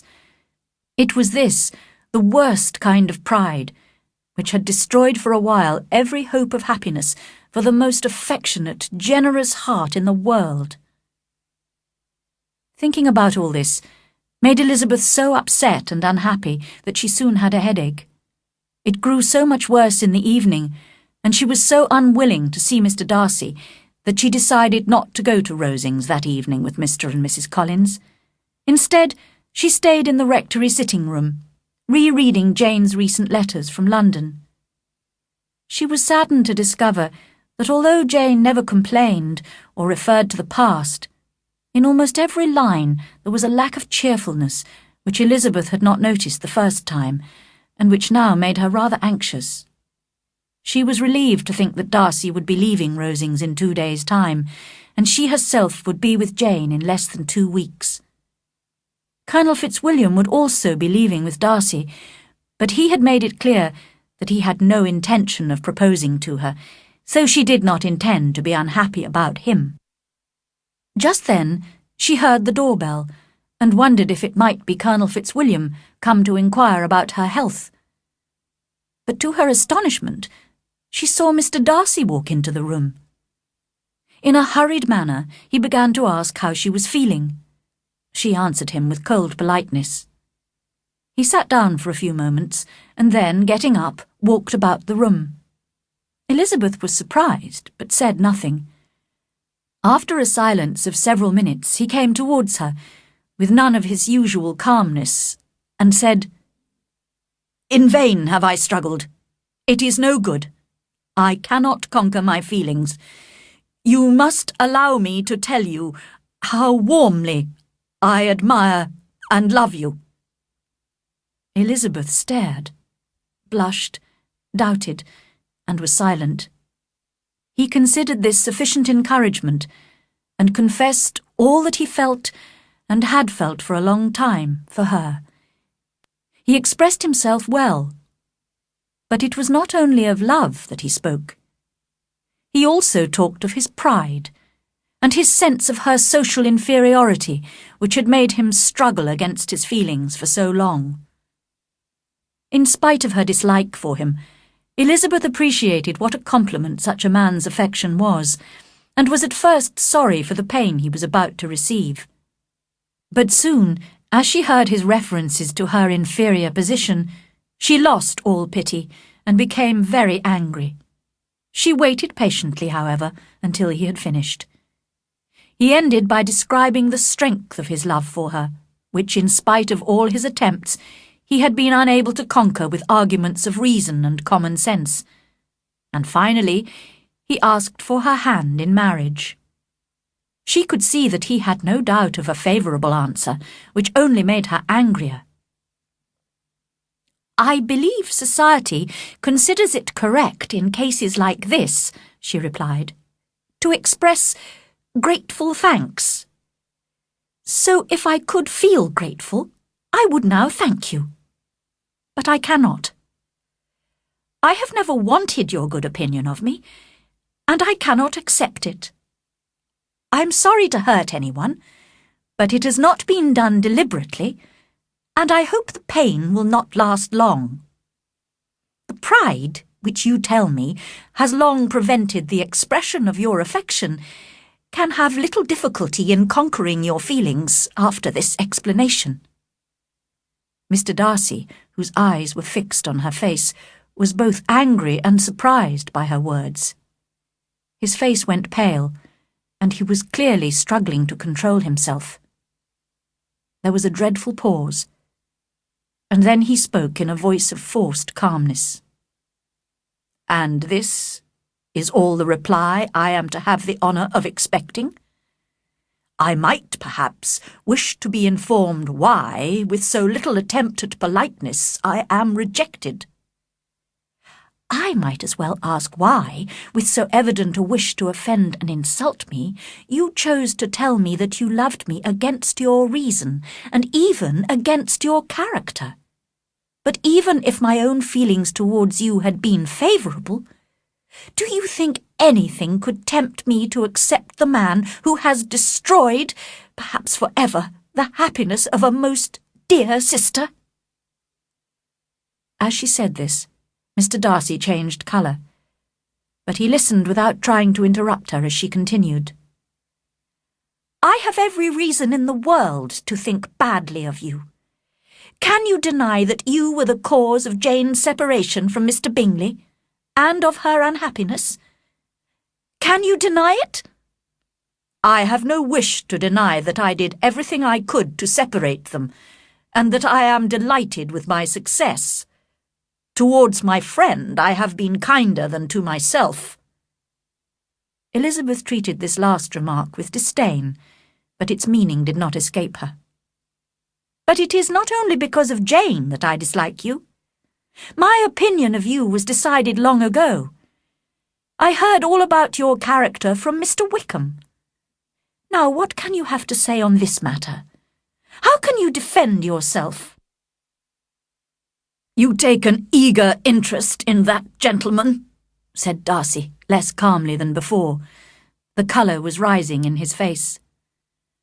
"Who can help feeling an interest in him when we hear of the unfortunate life he has had?" "Unfortunate!" repeated Darcy contemptuously. "Yes, unfortunate indeed." "And it was your fault," cried Elizabeth with energy. "You took away his chance of a comfortable income and a good position, which you knew had been intended for him. You have left him poor and dependent and disappointed. You have done all this, and you can still treat the mention of his name with contempt." "And this," cried Darcy, as he walked with quick steps across the room, "is your opinion of me. Thank you for explaining it so fully. But perhaps you might not have considered these offences of mine if your pride had not been hurt by my honest confession of my reasons for not proposing to you earlier. Perhaps I should have hidden my struggles and flattered you by pretending I had every reason to love you. But I hate disguise of any sort. Nor am I ashamed of my feelings of pride, which are very natural. Could you expect me to delight in the inferiority of your family compared to mine?" Elizabeth felt herself growing more angry every moment. "Mr. Darcy, you could not have made me the offer of your hand in any possible way that would have tempted me to accept it. The moment I first met you, I noticed your pride, your sense of superiority, and your selfish disdain for the feelings of others. Later events strengthened my dislike for you. You are the last man in the world whom I could ever be persuaded to marry." You have said quite enough, madam. I perfectly understand your feelings.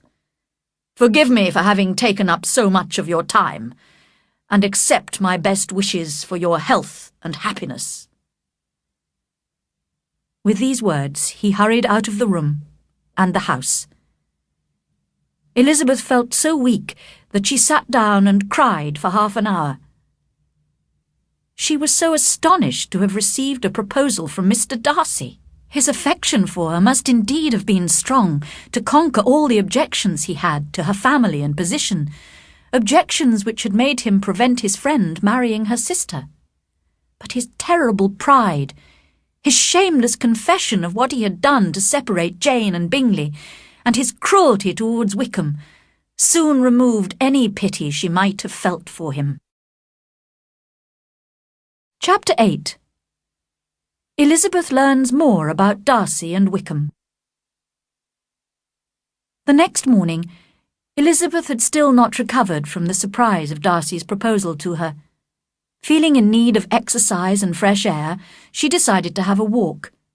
In order to avoid meeting Mr. Darcy, she kept away from her favourite path, but could not resist walking a little way into Lady Catherine's park. There she was astonished to see Darcy himself approaching her and calling her name. "I have been walking some time in the hope of meeting you," he said. "Will you do me the honour of reading this letter?" And handing her an envelope, he bowed slightly and walked quickly away. With no expectation of pleasure, but with the strongest curiosity, Elizabeth opened the letter and began to read it as she continued her walk alone. "Do not be alarmed, madam, that I shall repeat the offer which so disgusted you last night. I have no intention of mentioning again wishes which, for the happiness of both of us, cannot be too soon forgotten. I would not have written, but justice requires my character to be defended. You accused me last night of two very different offences. The first was that I had separated Mr. Bingley from your sister, in spite of their mutual affection, and the second was that I had destroyed Mr. Wickham's chance of future wealth and happiness, in spite of my father's honourable promises to him. I hope that you will no longer blame me for either of these offences when you have read the explanation which follows. If I am forced to describe feelings which offend you, I can only say I am sorry." I had not been long in Hertfordshire before I noticed that Bingley preferred your elder sister Jane to any other young woman. But I had often seen him in love before, and it wasn't until the Netherfield ball that I realised how serious his attachment was. I was careful to observe your sister closely, and as her manners and appearance were as pleasant and cheerful as ever, I remained convinced that she did not feel strongly about him. I was perhaps deceived by her calmness, and in that case your anger has not been unreasonable, but I sincerely believed that her heart had not been touched. I objected to Bingley's possible marriage to her, not only for those reasons of social inferiority that I mentioned to you last night, but also for reasons which in my case I had tried to forget, but which I must state now. The behaviour that evening of your mother, your 3 younger sisters, and occasionally even your father, was so lacking in social correctness that I made up my mind to save my friend from what I considered would be a most unhappy marriage. If you are upset by my description of your family's faults, it may comfort you to consider that you and your elder sister have avoided any share of blame, and deserve nothing but honourable praise for your behaviour. To continue. When I was in London, with the help of Bingley's sisters, who shared my opinion, I explained to him the disadvantages of marriage to your sister. This alone would not have been enough to prevent the marriage, if I had not also been able to convince him of your sister's indifference to him. Then it was easy to persuade him not to return to Hertfordshire. I do regret one thing, however. Miss Bingley and I both knew that your sister was in London, but we hid the fact from Bingley. In this, I consider I was less than honest, but I have no other apology to offer. Your other, more serious accusation refers to Mr. Wickham. Here again I may cause you pain, only you can tell how much. In order to show you his real character, I must explain the whole of his connection with my family. His late father worked for mine for many years, helping to look after the Pemberley farms. His son, George Wickham, received much kindness from my father, who paid for him to go to school and to university. My father hoped the young man would enter the church. If he became a priest, I was to give him the post of rector in a village near Pemberley when it became vacant. But even before my father died, I had discovered Wickham's weakness of character and lack of morals. After my father's death, Wickham wrote to inform me that he did not intend to enter the church, and asked for an amount of money instead of the post of rector. I knew that with his character faults he ought not to become a priest, and I therefore agreed at once. The business was soon arranged. He resigned all claim to the church post and accepted £3,000 instead. I hoped that I would not see him or hear from him again. But 3 years later, he wrote again, this time to ask for the rector's post, informing me that his money had all gone and his situation was desperate. You will hardly blame me for refusing. Since then, he has doubtless been violent in accusing me of injustice to all who will listen to him. There is one more circumstance which I would like to forget myself, but which I must now mention. I rely on your keeping this confidential. A year ago, I sent my sister, who is 10 years younger than I am, on holiday to Ramsgate in Kent, in the care of a female companion. Unfortunately, there was an understanding between this woman and Mr. Wickham, who also went to Ramsgate. With her help and encouragement, he spent a great deal of time with Georgiana, and flattered her so much that she believed she was in love, and agreed to elope with him. She was only 15 at the time, and I am glad to say that she confessed everything to me immediately when I arrived unexpectedly in Ramsgate just before their planned elopement. Naturally, I dismissed the companion, and wrote to Wickham, who left the place at once. He was doubtless most interested in my sister's fortune, which is £30,000, but I cannot help supposing that he was also eager to revenge himself on me. I hope you will now clear me of all blame in this matter. If, madam, you doubt the truthfulness of my description of these circumstances, I suggest you speak to Colonel Fitzwilliam. As my cousin and close friend, he knows every detail of these events, and will be happy to support what I say. I will only add, may God be with you. Fitzwilliam Darcy.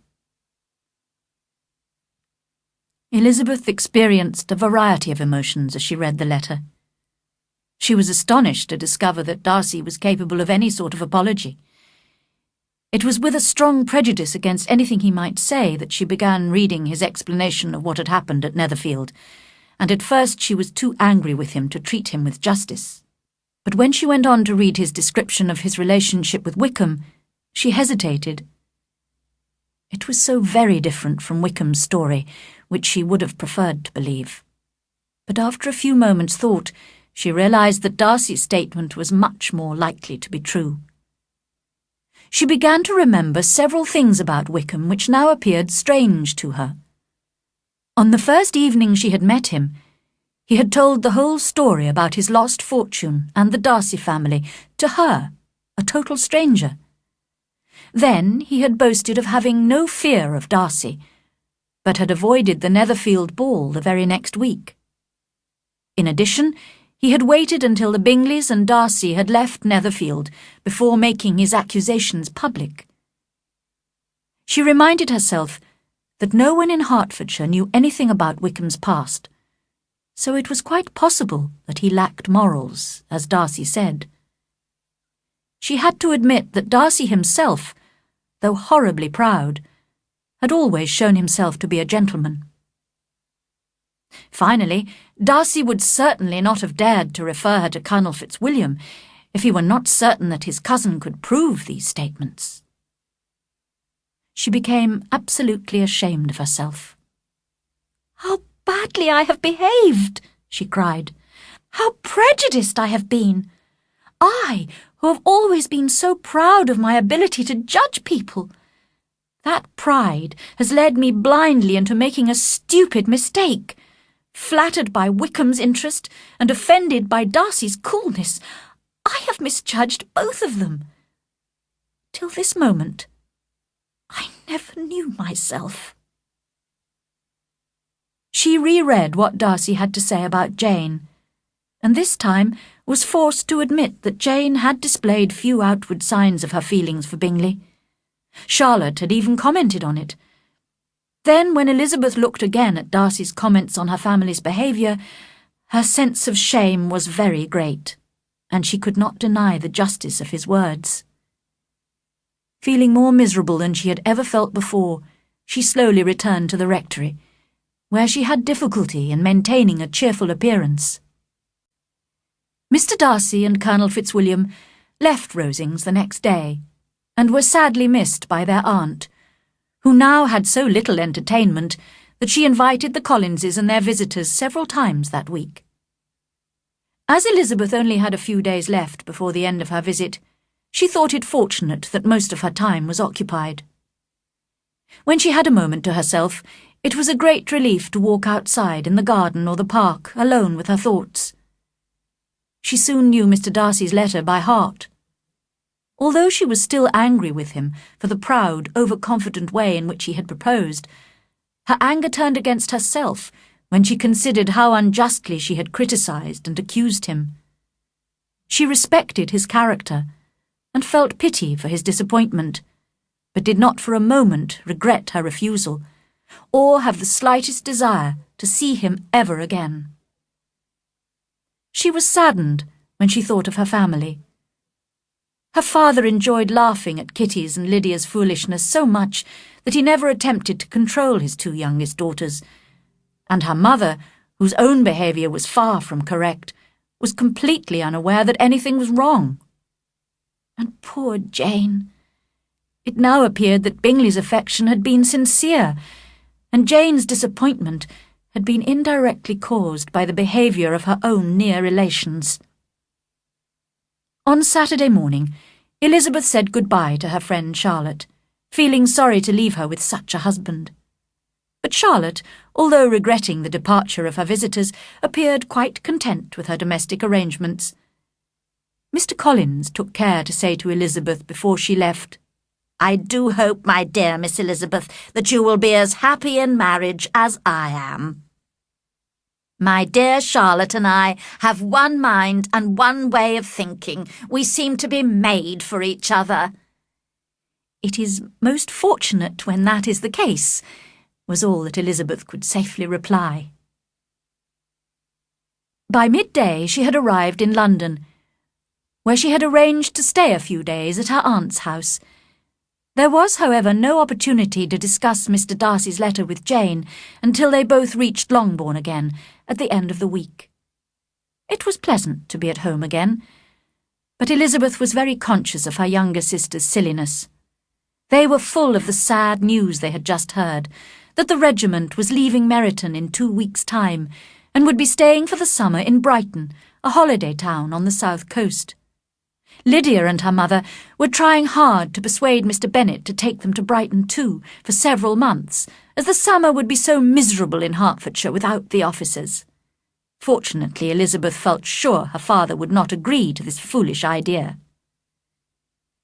When she and Jane were alone, she told her sister about Darcy's proposal of marriage. Jane was astonished, but soon her sisterly feelings made her think it quite natural, and her kind heart felt pity for Darcy's disappointment. However, When she heard about George Wickham's wickedness, as explained in Darcy's letter, she was deeply shocked. After some discussion, the sisters decided not to tell anyone what they knew about Wickham, as he would soon be leaving Meryton in any case. Elizabeth felt greatly relieved by this conversation. She had got rid of 2 of her secrets, and was certain of a willing listener in Jane whenever she might wish to talk again of either. But she dared not tell the 3rd, and explain to Jane how sincere Bingley's feelings for her had been. She could see that Jane was not happy, because of her continued warm affection for Bingley. However, there seemed little chance of Bingley marrying her now, and Elizabeth did not want to deepen Jane's feelings of regret for her lost happiness. Chapter 9. Elizabeth in Derbyshire. During the week before the regiment's departure, all the young ladies in the Meryton area became extremely depressed. Only the 2 elder Miss Bennets were still able to eat, drink, sleep, and lead a normal life. They were often scolded by Kitty and Lydia, who could not understand such hard-heartedness. "How shall we manage without the officers?" they cried miserably. "How can you smile like that, Lizzie?" Their affectionate mother shared all their sadness. I remember when Colonel Miller's regiment went away 25 years ago, she said. I thought my heart was broken. "I'm sure mine will be broken," said Lydia. "If we could only go to Brighton," said Mrs. Bennet. "I'm certain a little sea-bathing would be good for me." "Oh, yes, but Papa is so disagreeable about it." Elizabeth tried not to listen, but could not help seeing the justice of Darcy's objections to her family. But soon Lydia's bitterness changed to absolute delight when she received an invitation from Colonel Forster's wife to accompany her to Brighton with the regiment. Mrs. Forster was a very young woman, only recently married, and as cheerful and sociable as Lydia, with whom she had been friendly for 2 months. Poor Kitty was very upset at not being included in the invitation, but Lydia cared nothing for her sister's feelings. She ran wildly through the house, calling for everyone's congratulations, and laughing and talking more loudly than ever. Elizabeth could not share her sister's happiness, and felt it was her duty to advise her father secretly to refuse permission for Lydia to go. But she could not convince him that Lydia would be in any real danger, and so all the arrangements were made for her sister's departure. Elizabeth thought her father was wrong, however, and was still worried about how Lydia would behave in an atmosphere of greater freedom and among the temptations of a fashionable seaside town like Brighton. Elizabeth had seen Mr. Wickham regularly since her return from Kent, at family parties and visits. She no longer thought him so agreeable. As the rich Miss King had left Meryton to stay with her uncle, Mr. Wickham appeared eager to transfer his affections back to Elizabeth. His confidence in his own charm and ability to please annoyed Elizabeth very much, so that when she met him for the last time before the regiment's departure, she spoke quite coldly to him. In reply to a polite question of his about her Hunsford visit, she could not stop herself mentioning her frequent meetings with Mr. Darcy and her favourable opinion of that gentleman's character. Wickham looked a little embarrassed and made no further attempt to charm Elizabeth. They separated at last with mutual politeness, and possibly a mutual desire never to meet again. When Lydia left for Brighton, Elizabeth had to put up with Mrs. Bennet's and Kitty's constant complaints that Longbourn had become very dull. Fortunately, she was able to look forward to a trip which she would soon be taking with Mr. and Mrs. Gardiner. They had planned to visit the Lake District, but Mrs. Gardiner had recently written to say that as her husband's business made it necessary to shorten their holiday to 3 weeks, they would not have time to visit the whole of the Lake District comfortably. Instead, she suggested visiting Derbyshire, an area with a particularly strong attraction for her, as she had spent a large part of her early life there. Elizabeth was disappointed, but accepted the new plan at once. Although it was impossible to hear of Derbyshire without thinking of Pemberley and its owner, She felt sure she could avoid meeting Mr. Darcy there. 4 weeks later, Mr. and Mrs. Gardiner arrived at Longbourn, where they had arranged to leave their children in Jane's care. The next day they set out with Elizabeth on their journey. The three of them made excellent travelling companions, sharing an intelligent interest in the people and places they saw on their way, and a strong affection for each other. After visiting Oxford, Blenheim, Warwick, Kenilworth, and Birmingham, they arrived in Derbyshire, and decided to stay in the small town of Lambton, where Mrs. Gardiner had lived before her marriage. Elizabeth discovered that Mr. Darcy's house, Pemberley, was only 8 kilometres away from Lambton. "I often used to go to Pemberley when I was younger," said Mrs. Gardiner. "Wouldn't you like to see it, Lizzie? We could go tomorrow. It's a beautiful place. Wickham spent his youth there, you know." I am rather tired of large country houses, Aunt," said Elizabeth, forced to pretend. "How dreadful it would be to meet Mr. Darcy while viewing his house." But when she asked a servant at the hotel 1 or 2 careful questions that evening, she was told that Mr. Darcy was not at home at the moment. Greatly relieved, she felt able to agree to her aunt's suggestion when it was repeated the next morning, and Mr. Gardiner ordered a carriage immediately. In a short time, they entered the gates of Pemberley Park and drove through an extensive and beautiful wood. At the top of a hill, they had their first view of Pemberley House, situated on the other side of a valley, with a line of high wooded hills behind. The house was a large, handsome stone building, which appeared to fit naturally into the scenery. Mr. and Mrs. Gardiner were warm in their admiration, and Elizabeth was delighted. At that moment, she felt that to be mistress of Pemberley might be worthwhile. They drove up to the front door and asked to be allowed to visit the house. The Pemberley housekeeper, a respectable elderly woman, showed them round. All the rooms were of a good size, and elegantly yet sensibly furnished. From every window there was an attractive view. Elizabeth began to admire the owner's taste in everything she saw. And I might have been mistress of this place, she thought. Instead of viewing these rooms as a stranger, I might be welcoming my uncle and aunt as visitors. But no, she suddenly remembered, that could never be. I wouldn't have been able to invite my uncle and aunt, or any other of my vulgar family connections. This was a lucky thought, which saved her from something like regret. She longed to inquire of the housekeeper whether her master were really absent, but luckily her uncle asked the question instead.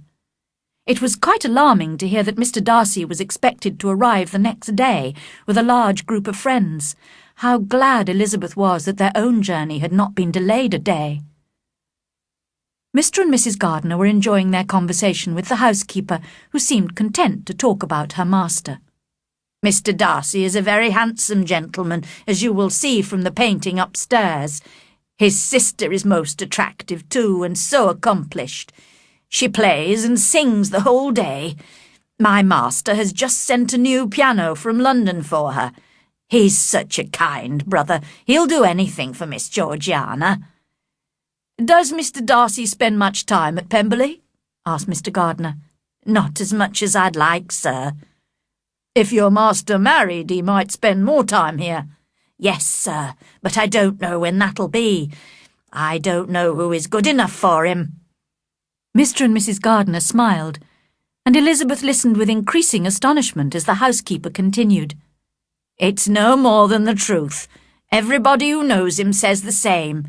He's never spoken a cross word to me, and I've known him since he was a baby. Some people call him proud, but I've never seen any of that. He's the best master that ever lived." Elizabeth almost stared at her. Can this be Mr. Darcy? She wondered. This was the most extraordinary praise for the man she had always thought so disagreeable and proud, especially with people he considered inferior to himself. She longed to hear more, but now the housekeeper was leading them upstairs. Soon Elizabeth found herself in front of the painting of Mr. Darcy. He was smiling at her, just as she remembered him smiling sometimes when he looked at her. She looked at the picture silently for several minutes before going downstairs with the others. At that moment, Elizabeth certainly felt more warmly towards Mr. Darcy than at any time since their first meeting. She was beginning to realise that she had underestimated his character. His housekeeper's opinion of him was totally favourable, and what praise is more valuable than the praise of an intelligent servant? As she stood in front of his picture, she gratefully remembered the warmth of his feelings for her, and began to forget the way in which he had expressed them. As they had now seen all the rooms which were open to the public, the housekeeper called the gardener, who was going to show them the park and gardens. They were just walking away from the house when Elizabeth turned to have one last look, and saw the owner of Pemberley come suddenly forward from behind the house. They were within 20 metres of each other, and Elizabeth could not avoid his seeing her. Their eyes instantly met, and they both blushed. He appeared very surprised, but recovering quickly, approached and spoke to Elizabeth, if not calmly, at least with perfect politeness. Astonished and confused, she received his greetings with embarrassment. Soon he could find no more to say, and left her to return to the house. Mr. and Mrs. Gardiner, who had been watching from a distance, expressed their admiration of his appearance, but Elizabeth could only think of her feelings. How unfortunate that she had come! She blushed again. It might seem as if she had planned this meeting with him, and his behaviour was so different. Never before had she heard him speak so politely and so gently. What could it mean? Her head full of these thoughts, she joined her uncle and aunt in their walk through the gardens. They were walking slowly beside an attractive stream when they noticed Mr. Darcy coming towards them. This time Elizabeth was able to control herself better, and she returned his greetings politely. She hid a smile when he asked her to do him the honour of introducing him to her friends, as she felt sure he was not expecting the well-mannered gardeners to be some of her low-born relations. He certainly seemed surprised when she introduced her uncle and aunt, but took care to talk for some time to Mr. Gardiner with every appearance of interest. Elizabeth was delighted that these relations at least could not be criticised for their poor behaviour or lack of intelligence. On their way back to the house, Mr. Darcy walked beside Elizabeth. There was a short silence before she spoke. "Your housekeeper informed us you would not arrive until tomorrow, so I had not expected to find you here." "It is true. I came early on business. The rest of the party will be here tomorrow. Among them are Mr. Bingley and his sisters, whom you know," he continued after a pause. "And there is one other person who particularly wishes to meet you. Will you allow me, or do I ask too much, to introduce my sister to you?" Surprised, but flattered by this great compliment, Elizabeth gave her permission. When they arrived at the house, Mr. Darcy offered them some refreshment, but they politely refused. Mr. Darcy helped the ladies into the carriage, and as it drove away from Pemberley, Elizabeth watched him walking slowly back towards the house. Mr. and Mrs. Gardiner were loud in their praise of him, but Elizabeth said very little. The very next morning, Mr. Darcy brought his sister to visit Elizabeth and the Gardiners at the hotel in Lambton. Mr. and Mrs. Gardiner were astonished by the honour they were receiving, but Elizabeth's obvious embarrassment and Darcy's haste in making the visit so immediately soon provided them with an explanation. They observed their niece and Darcy carefully during the visit, and could not doubt that the gentleman was in love, although they were not certain of the lady's feelings. Elizabeth was delighted to discover that Georgiana Darcy, far from being proud, as Wickham had said, was just very shy, with quiet, gentle manners. It was clear that she greatly admired her brother, and had every intention of liking Miss Bennet, as Darcy had spoken of her so favourably. Elizabeth was also satisfied to see that Bingley, who was with the Darcys, did not seem particularly interested in Georgiana, in spite of Caroline Bingley's wishes, and she had to admit that she had never seen Mr. Darcy behaving so sociably and pleasantly, not only to herself, but also to the relations to whom he had referred with such disdain during that last conversation in Hunsford Rectory. Elizabeth herself was more than usually anxious to make herself agreeable to everybody, and she succeeded, because Bingley was ready, Georgiana was eager, and Darcy determined to be pleased. Miss Darcy, encouraged by her brother, invited Elizabeth and the Gardiners to dinner at Pemberley in 2 days' time, and when this invitation had been accepted, the Darcys and Mr. Bingley left, with many warm expressions of politeness on both sides. Mr. and Mrs. Gardiner were very curious about their niece's feelings for Mr. Darcy, but were careful not to question her. That evening, Elizabeth lay awake for 2 whole hours, trying to understand how she felt about him. She now thought of him with respect and a certain admiration, and was deeply grateful to him, not only for having once loved her, but for still loving her enough to forgive her bitter rejection of him, as well as all her unjust accusations. The change she had noticed, in a man who was once so proud, must be caused by his love for her. Now, since she was almost sure that if she wanted, she could encourage him to propose to her again, she only had to decide how far she wished to be involved in his future happiness, in which she already felt a real interest. Chapter 10. Lydia and Wickham. On the 3rd morning of her visit to Lambton, Elizabeth received 2 letters from Jane. The first had been badly addressed and sent elsewhere, then redirected. Her aunt and uncle were out walking, so she sat down to read them at once. The first had been written 5 days before, and started just as expected, with a description of Longbourn dinner parties and visits. But the second half of this letter was dated a day later, and was evidently written in a great hurry. This is what it said. Since writing the above, dear Lizzie, something most unexpected and serious has happened, but I do not wish to alarm you. We are all well. It concerns poor Lydia. An express letter came at midnight last night, when we were all in bed, from Colonel Forster, to inform us that she had run away to Scotland with one of his officers, with Wickham, in fact. There, of course, she can marry without her parents' approval. Imagine our surprise. What a foolish marriage for both of them. But at least he is not interested in her money, as he must know my father can give her almost nothing. Kitty admits that she knew about Lydia's attachment to Wickham from Lydia's letters. Our poor mother is very upset. I must finish now, as I cannot stay away from her for long. I hope you can read this. I hardly know what I have written. Without allowing herself time to think, Elizabeth opened the second letter, dated a day later, and read impatiently, "My dearest sister, I am so confused I cannot write properly. I have bad news for you.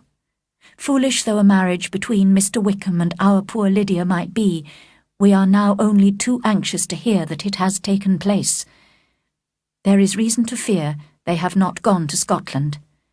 Colonel Forster arrived here yesterday.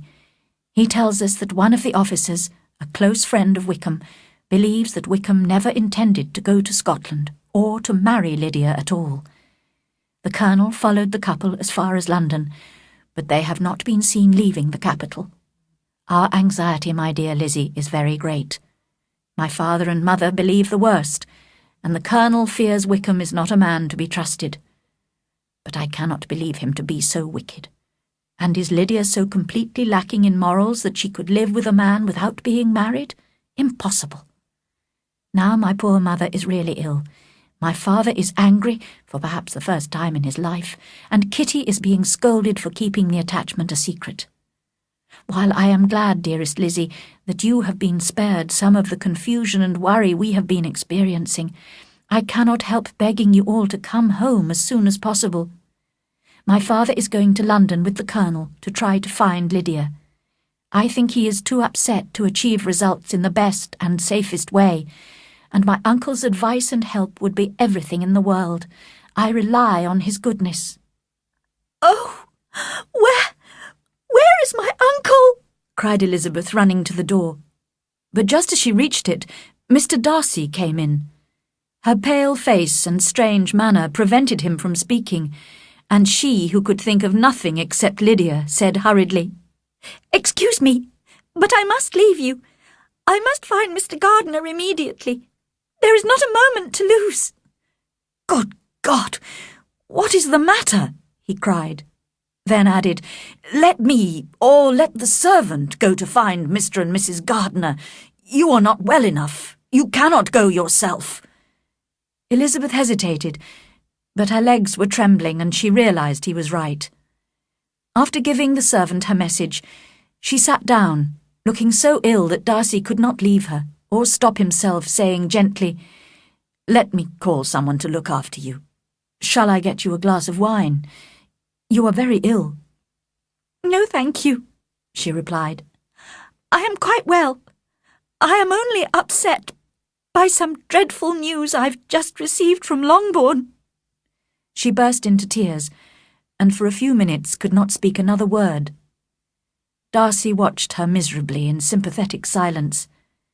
At last she spoke again. "It cannot be hidden from anyone. My youngest sister has eloped with Mr. Wickham. You know him too well to doubt what will happen. She has no money, no connections, nothing that can tempt him to marry her. She is lost forever, and I could have prevented it. I knew how bad his character was. If only I had told my family what I knew about him. But it is all too late now." Darcy looked at her in astonishment. "I am shocked," he said, "and sad, very sad. What has been done to find her and bring her back?" "My father has gone to London, and I hope my uncle will go too. We shall leave Lambton, I hope, in half an hour. But I know very well that nothing can be done. How can such a man be persuaded? How can we even find them? I have not the smallest hope. It is horrible." Darcy made no answer. He was walking up and down with a serious, thoughtful expression on his face. Elizabeth soon observed and instantly understood it. She was losing her influence over him.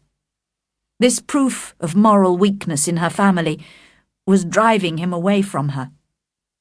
Never before had she so honestly believed she could have loved him, as now, when mutual affection must be impossible.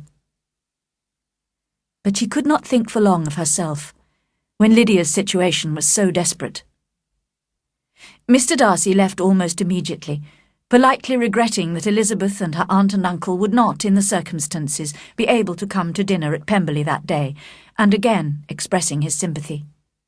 When Mr. and Mrs. Gardiner entered the room, Elizabeth hurriedly explained everything to them, and was greatly relieved when they agreed to leave at once to return to Longbourn. Their packing was done at great speed, and soon they were in the carriage, driving south. "Lizzie," began Mrs. Gardiner, "I cannot believe that Wickham's character is so bad that he would run away with Lydia and not marry her. Do you really think he is capable of that?" "My dear aunt, Jane and I both know that he has neither honesty nor honour. He has falsely accused Mr. Darcy, and has lied wickedly about the whole Darcy family. You saw what a shy, gentle girl Miss Darcy is, but he had described her as proud, disagreeable, and disdainful." "But does Lydia know nothing of this?" "Oh, no, that is the worst of all. I didn't know the truth myself until my visit to Kent, and when I returned and told Jane, she and I decided not to make our knowledge public. Now I know that was a mistake. I never thought that Lydia could be in any danger from him." When they arrived at Longbourn, Elizabeth and her aunt were able to help Jane in looking after the children. They also attempted to calm Mrs. Bennet, who, however, refused to be calmed, and blamed everyone except herself for the disaster. "If only I had been allowed to take the family to Brighton, this would not have happened. Poor dear Lydia had no one to take care of her. Why did those Forsters ever let her go out of their sight? I am sure they neglected her. Of course, I did not want her to go to Brighton, but nobody took any notice of me as usual. And now Mr. Bennet has gone to London, and I'm sure he'll fight Wickham, and then he'll be killed, and then the Collinses will turn us out of the house before he's cold in his grave." "Do not worry, sister," said Mr. Gardiner kindly. "I'm going to London tomorrow to help my brother-in-law." "Oh, thank you, my dear brother," replied Mrs. Bennet. "Make sure you find Lydia and Wickham, and if they are not married yet, make them marry. And tell Lydia they mustn't wait for wedding clothes, but she shall have as much money as she wants to buy them after they are married. And keep Mr. Bennet from fighting. Tell him what a dreadful state I am in, so ill that I can get no rest by night or by day. And tell Lydia not to buy any clothes until she's seen me, because she doesn't know the best shops. Oh, brother, how kind you are! I hope you will manage everything." The next day, Mr. Gardiner travelled to London as he had promised. Now began a painful period of waiting for those left at Longbourn. They became even more anxious as news came from Meryton of Wickham's lies, debts, and secret attachments to most of the servant girls in the town. Everybody declared that he was the wickedest young man in the world, and protested that they had always distrusted his great charm and appearance of goodness. Although Elizabeth did not believe half of these stories, she believed enough to feel sure that her sister's reputation was already lost, and even Jane almost despaired of receiving good news. In a few days' time, they were relieved to receive a letter from Mr. Gardiner, but unfortunately it only informed them that Wickham and Lydia had not yet been found. Apparently, Wickham had left gambling debts of over £1,000 behind him in Brighton. Mr. Bennet was returning home the following day, leaving his brother-in-law in London to continue the search. When she heard this, Mrs. Bennet did not show as much satisfaction as her children expected, considering the anxiety she had previously expressed for her husband's safety. "What? Is he coming home without poor Lydia?" she cried. "And who will fight Wickham and make him marry her?" Mrs. Gardiner took the opportunity of Mr. Bennet's return to go back to London herself with her children. She was still longing to know how Elizabeth's relationship with Darcy had developed, but Elizabeth had not once mentioned his name, so her aunt did not dare to ask any direct questions. When Mr. Bennet arrived home, he appeared as calm as ever, but in a conversation with Elizabeth, he admitted that he felt to blame for Lydia's elopement. "I know I should have had more control over her," he said. "And Lizzie, you were right. I should never have let her go to Brighton." Kitty, who was listening, said, "Papa, if I ever went to Brighton, I'd behave much better than Lydia has done." "You go to Brighton?" cried her father. "I would not trust you within 20 kilometres of the place for £50. No, Kitty, I have at last learned to be cautious, and you will feel the effects of it. No officer may ever enter the house again, or even pass through the village, and balls will be absolutely forbidden unless you dance only with your sisters." Kitty, taking these threats seriously, began to cry. "Well, well," said he, "don't make yourself unhappy. If you are a good girl for the next 10 years, I'll take you to the theatre at the end of that time." 2 days later, the news for which they had all been waiting so anxiously arrived. Mr. Gardiner's letter informed them that Wickham and Lydia had been found, but that they were not married. However, certain financial arrangements had been made with Wickham. Mr. Bennet was asked to pay Lydia £100 a year, as well as arranging for her to inherit her equal share of the £5,000 which the Bennet girls would inherit after their parents' death. If these reasonable conditions were agreed, Wickham had promised to marry Lydia. At first, Elizabeth and Jane were delighted that their sister's reputation would be saved through marriage, even to such a man as Wickham. But then their father explained that Wickham would never have agreed to marry Lydia unless he had been paid a considerable amount of money immediately. They began to worry that it would be difficult to repay Mr. Gardiner, who must have bribed Wickham in this way. Mrs. Bennet, however, had no such worries.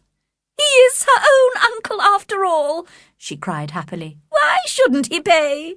My dear, dear Lydia, married at 16. How I long to see her, and dear Wickham too.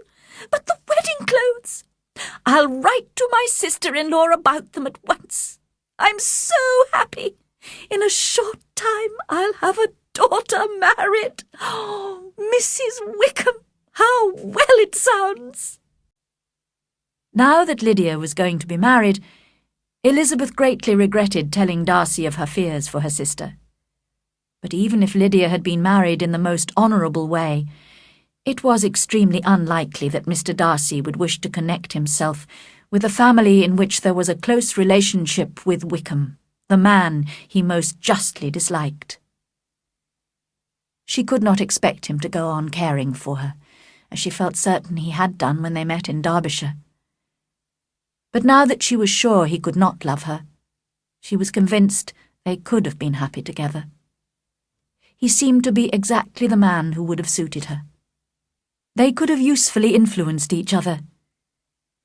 His mind might have been softened, and his manners improved by her sociability, and she might have learnt from his greater judgment and knowledge of the world. But no such relationship could now teach an admiring world what happiness in marriage was really like. Instead, Wickham would marry Lydia, with little chance of happiness for either of them. Mr. and Mrs. Gardiner had arranged for Lydia to be married quietly in London from their house. At first, Mr. Bennet had refused to allow his youngest daughter ever to enter his house again. But eventually Jane and Elizabeth persuaded him to receive Lydia and her husband after the wedding. It would only be a short visit, as almost immediately she and Wickham would be moving north to Newcastle, where he had accepted a new army post.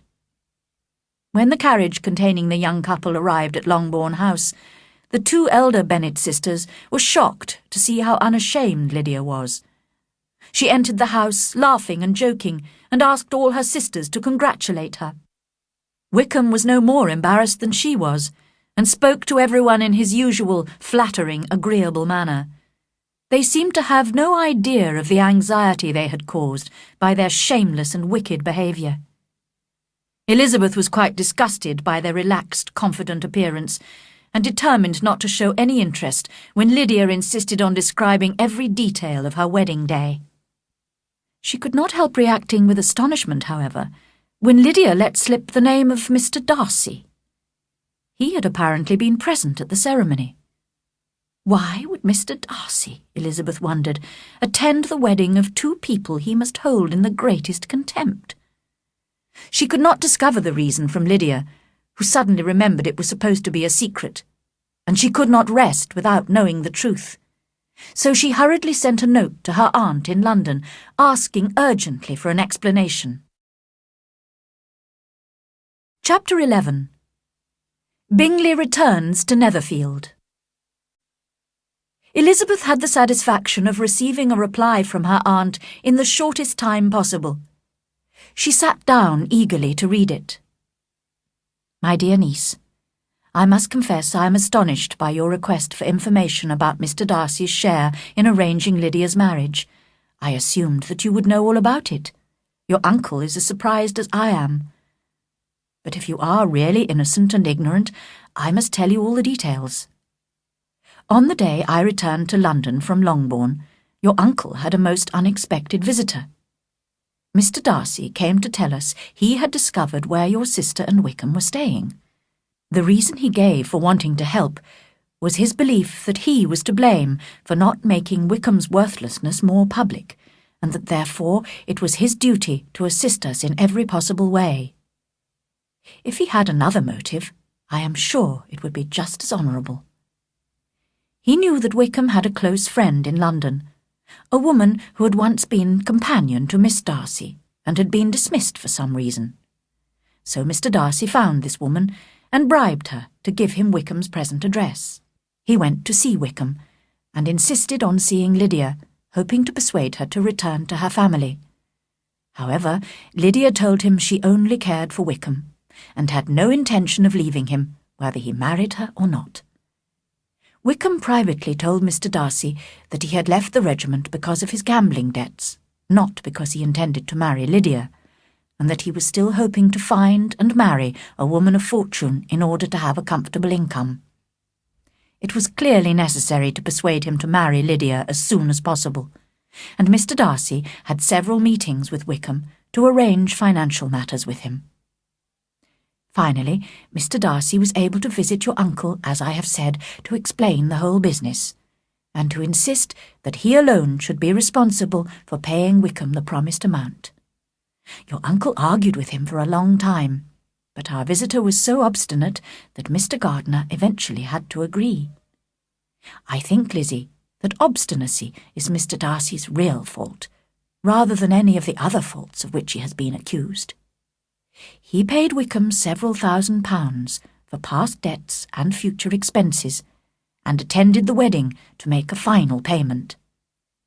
And in spite of Mr. Darcy's declared motives, my dear Lizzie, you may be sure that your uncle would never have given in if we had not assumed that Mr. Darcy had another interest in the matter. Will you be very angry with me, my dear Lizzie, if I take this opportunity of saying how much I like him? His behaviour to us has always been as agreeable as when we were in Derbyshire. I think that if he marries the right woman, his wife may teach him to become more sociable. Please forgive me if I have assumed too much, or at least do not punish me by not inviting me to Pemberley. I shall never be happy until I have been all the way round the park. But I must go to my children now. Yours very sincerely, M. Gardiner. Elizabeth read this letter with a mixture of pleasure and pain. Mr. Darcy had thought so little of his pride that he had spent considerable time, effort, and money on two people for whom he must feel the greatest disdain. He had even had to bargain with Wickham. She could not believe he had done all this for her, a woman who had already rejected him. But the fact remained that she and her family owed him everything. How bitterly she now regretted criticising and mocking him in the past. She was ashamed of herself, but she was proud of him, proud that in a matter of honour he had been able to conquer his own pride. She was even rather pleased, if a little regretful, that her aunt and uncle had felt sure that there was mutual affection between Mr. Darcy and herself. Mrs. Bennet was quite depressed when Lydia and Wickham left Longbourn to travel north to Newcastle. But soon Mrs. Phillips brought the happy news that Mr. Bingley was expected to return to Netherfield in a day or two, and Mrs. Bennet became very excited. She made preparations to invite him to dinner, and counted the days that must pass before she could send the invitation. However, on only the third morning after his arrival, she caught sight of him from her bedroom window, riding towards Longbourn House with another gentleman, also on horseback. "Girls, quickly!" she cried. "Mr. Bingley is coming! And who's that with him? It must be Mr. Darcy, that tall, proud man. Well, as he is Mr. Bingley's friend, we must be polite to him, but I must say I hate the sight of him."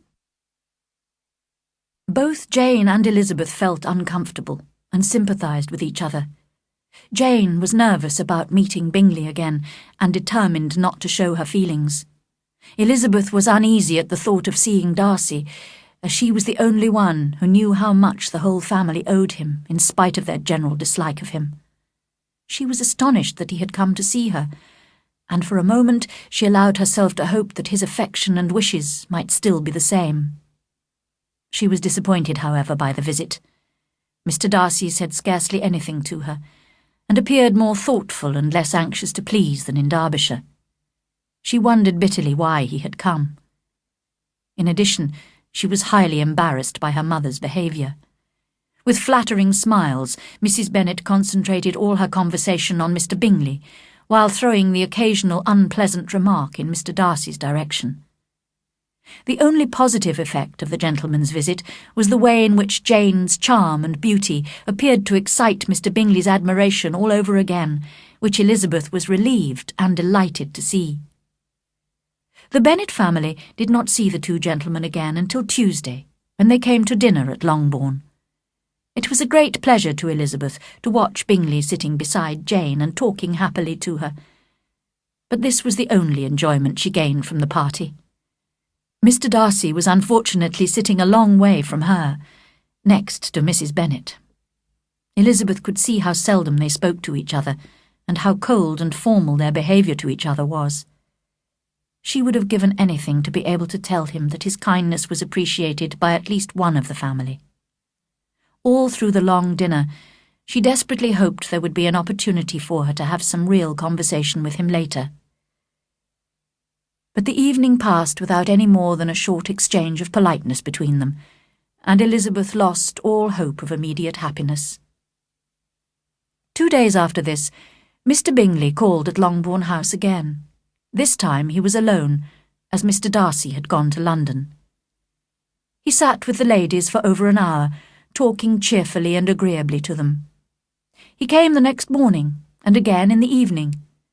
Mrs. Bennet took every opportunity to leave him alone with Jane, by calling her other daughters out of the room for some reason or other.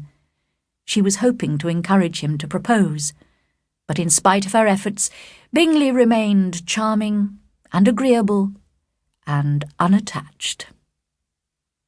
But on the third day, Bingley came in the morning to go shooting with Mr. Bennet. He stayed for lunch, and was still there in the evening. And when Elizabeth entered the sitting-room unexpectedly, to her surprise, she saw Jane and Bingley standing close together near the fire. They turned hurriedly when they heard her, and moved awkwardly away from each other. Bingley whispered something to Jane, and ran out of the room. Jane could not keep her secret from her sister, and kissing her cried, I am the happiest creature in the world. Oh, Lizzie, I do not deserve this. Why isn't everybody as happy as I am? Elizabeth congratulated her sister most warmly and sincerely. At last, she thought, the end of all Mr. Darcy's anxious advice, the end of all Caroline Bingley's lies and plans, the happiest, wisest, most reasonable end. I must go and tell my mother, continued Jane, as he has just gone to ask my father's permission. Oh, Lizzie, what happiness! It was a joyful evening for all of them. Jane looked more beautiful than ever, and Bingley was clearly very much in love. Mrs. Bennet could not say enough to describe her delight, although she talked of nothing else all evening, and Mr. Bennet was evidently very pleased. Before the two eldest sisters went to bed that night, Elizabeth listened willingly to Jane's long description of Bingley's good qualities. At the end, Jane added, Oh, Lizzie, if only I could see you as happy as I am. If only there were another man like Bingley for you. Dear Jane, I can never be as happy as you, because I'm not as good as you. No, let me find my own husband. Perhaps if I'm very lucky, I may meet another Mr. Collins one day. The engagement was not kept a secret for very long. Mrs. Bennet whispered the news to Mrs. Phillips, who told all her neighbours in Meryton. Everybody soon agreed that the Bennets were the luckiest family in the world, although only a few weeks before, when Lydia had run away, they had been considered the most unfortunate. Chapter 12. Elizabeth and Darcy. One morning, about a week after Bingley had proposed to Jane, a carriage arrived outside Longbourn House. Elizabeth, Kitty, and their mother were in the sitting-room, when suddenly the door was thrown open and their visitor entered. It was Lady Catherine de Bourgh. They were all extremely astonished. Mrs. Bennet, flattered to have such an important visitor, received her with great politeness. After sitting for a moment in silence, Lady Catherine said very stiffly to Elizabeth, "I hope you are well, Miss Bennet. That lady, I suppose, is your mother, and that, I suppose, is one of your sisters." Elizabeth replied that she was correct in thinking so. Lady Catherine rose and said, "I would like to have a walk in your garden, Miss Bennet, if you would accompany me." "Oh, go, my dear," cried Mrs. Bennet. "Show her ladyship the different walks. I'm sure she will like them." As they passed through the hall, Lady Catherine opened the doors into the different rooms, looked in, and declared them to be reasonable-looking rooms. They went into the garden in silence. Elizabeth was determined to make no effort at conversation with a woman who was being more than usually rude and disagreeable. Lady Catherine began speaking when she was sure they were alone. "You must know, Miss Bennet, why I have come." Elizabeth looked surprised. "Indeed, you are mistaken, madam. I have no idea why you are honouring us with a visit." "Miss Bennet," replied her ladyship angrily, "however insincere you may be, you shall not find me so. A most alarming report reached me 2 days ago. I was told that you, Miss Elizabeth Bennet, would soon be engaged to my nephew, my own nephew, Mr. Darcy. Although I knew it must be a shameful lie, and I would not offend him by supposing it to be possible, I decided at once to come here to let you know my feelings." "If you believed it to be impossible," said Elizabeth with disdain, "I wonder why your ladyship took the trouble of coming so far." "I came to insist on having this report contradicted. Tell me, is it true?" "Your ladyship may ask questions which I shall not choose to answer." "This is too much. Miss Bennet, I insist on an answer. Has my nephew made you an offer of marriage?" "Your ladyship has declared it to be impossible." "It ought to be impossible, but your skilful charms may have made him forget, in a moment of foolishness, what he owes to himself and his family. You must tell me. I am almost his nearest relation, and I have a right to know his plans." "But you have no right to know mine." "Let me speak plainly. This marriage, which you dare to hope for, can never take place, because Mr. Darcy is engaged to my daughter. His mother and I planned their marriage when they were still children. They are an ideal couple, both from respectable, honourable, ancient families, with an excellent fortune on both sides. What can possibly divide them? The desperate ambitions of a young woman without family, connections, or fortune? It cannot be. And I warn you, Miss Bennet, if you marry him, do not expect to be noticed by his family or friends. Your name will never even be mentioned by any of us." "These are heavy misfortunes. But the wife of Mr. Darcy must necessarily be so happy that she could not regret her marriage." "Obstinate girl! Tell me, are you engaged to him?" Elizabeth could not avoid saying, after a moment's thought, "I am not." Lady Catherine seemed pleased. "And will you promise me never to enter into such an engagement?" "I will make no such promise. You have totally misunderstood my character if you think I can be persuaded by such threats. I do not know whether your nephew would approve of your interference in his life, but you certainly have no right to interfere in mine." "To all the objections I have mentioned, I add one more. I am aware of your younger sister's elopement. Is such a girl to be my nephew's sister-in-law and bring shame on the ancient name of Darcy?" "You can now have nothing more to say. Elizabeth said coldly. "You have insulted me in every possible way." She rose and started walking back to the house. Lady Catherine also rose and walked with her. "Unfeeling, selfish girl! So you are determined to have him?" "I have not said that. I am only determined to do what, in my opinion, will bring me happiness without reference to you." "Do not imagine, Miss Bennet, that you will ever achieve your ambition." When they arrived at her carriage, she added, "I send no compliments to your mother. You do not deserve such politeness. I am most seriously displeased." Elizabeth did not answer and entered the house, while Lady Catherine drove away in her carriage. She had to tell a little lie to her mother to explain Lady Catherine's unexpected visit and speedy departure, and then she shut herself in her room to consider what it all meant. Perhaps the Collinses had imagined, after the news of Jane's engagement to Bingley, that Darcy might marry her. They must have told Lady Catherine, who had made a special journey to Longbourn in order to break off this supposed engagement. Elizabeth began to feel depressed.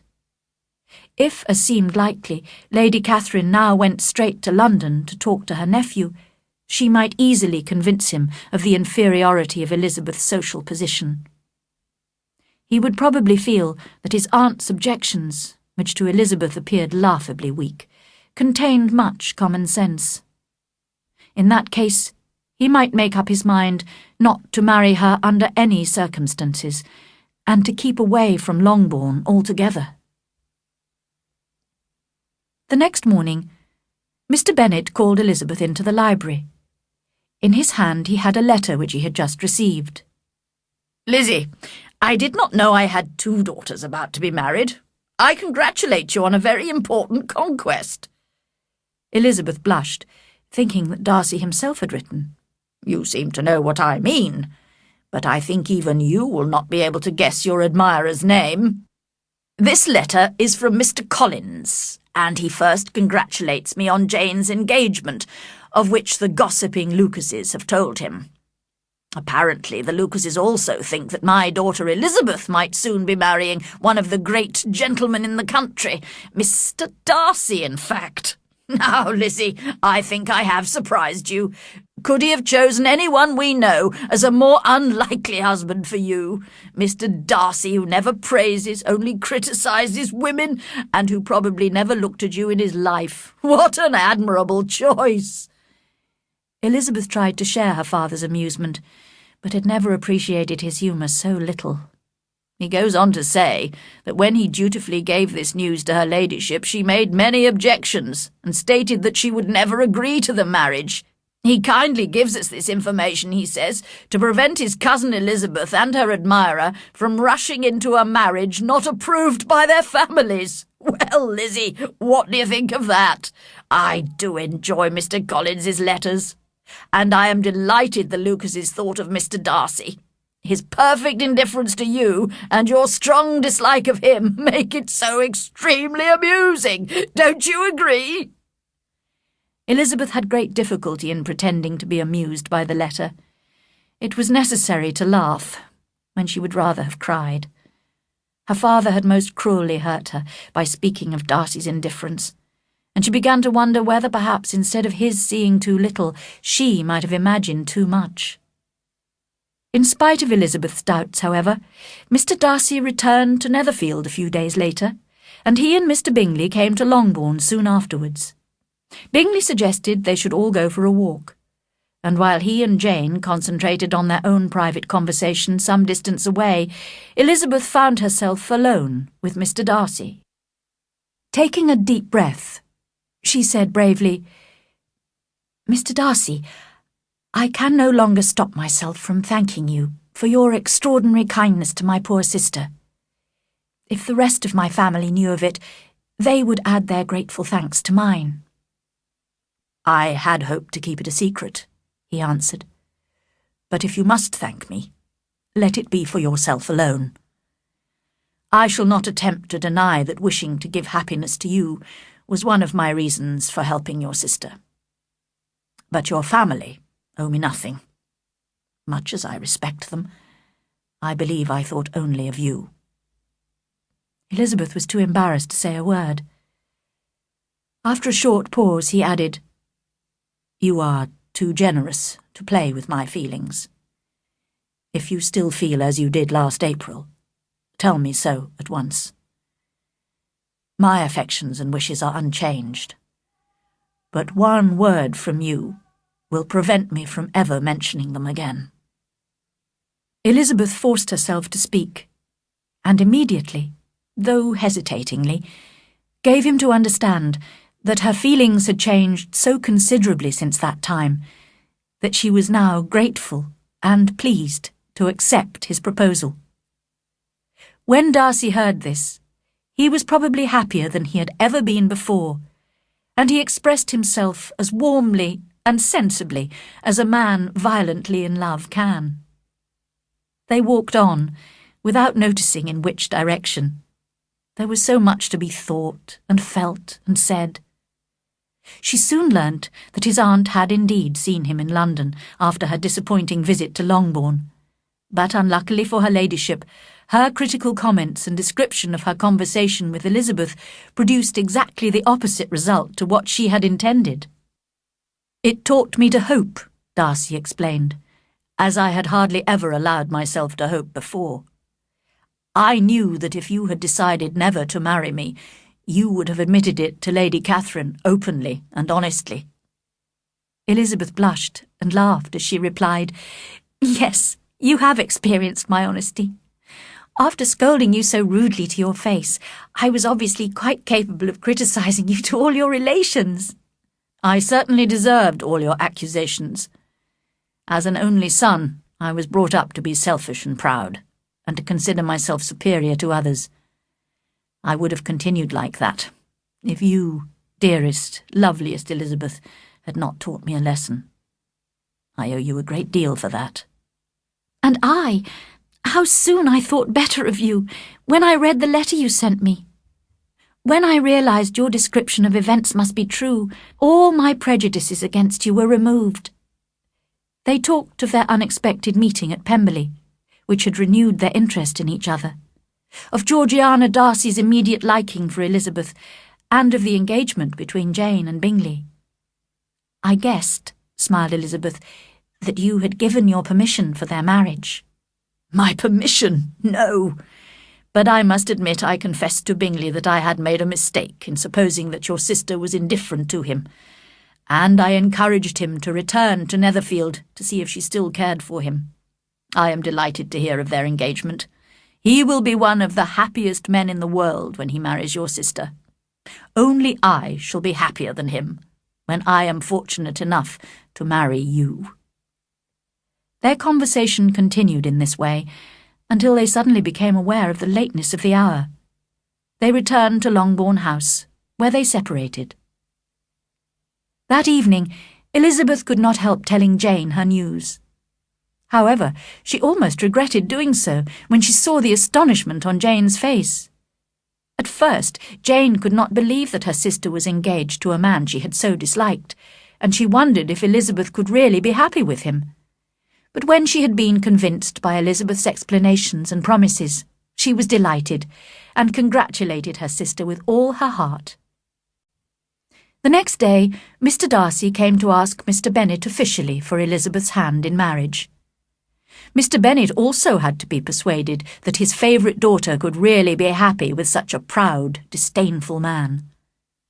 Only Mrs. Bennet did not need to be convinced, although she was, most unusually, speechless with shock when she heard the news.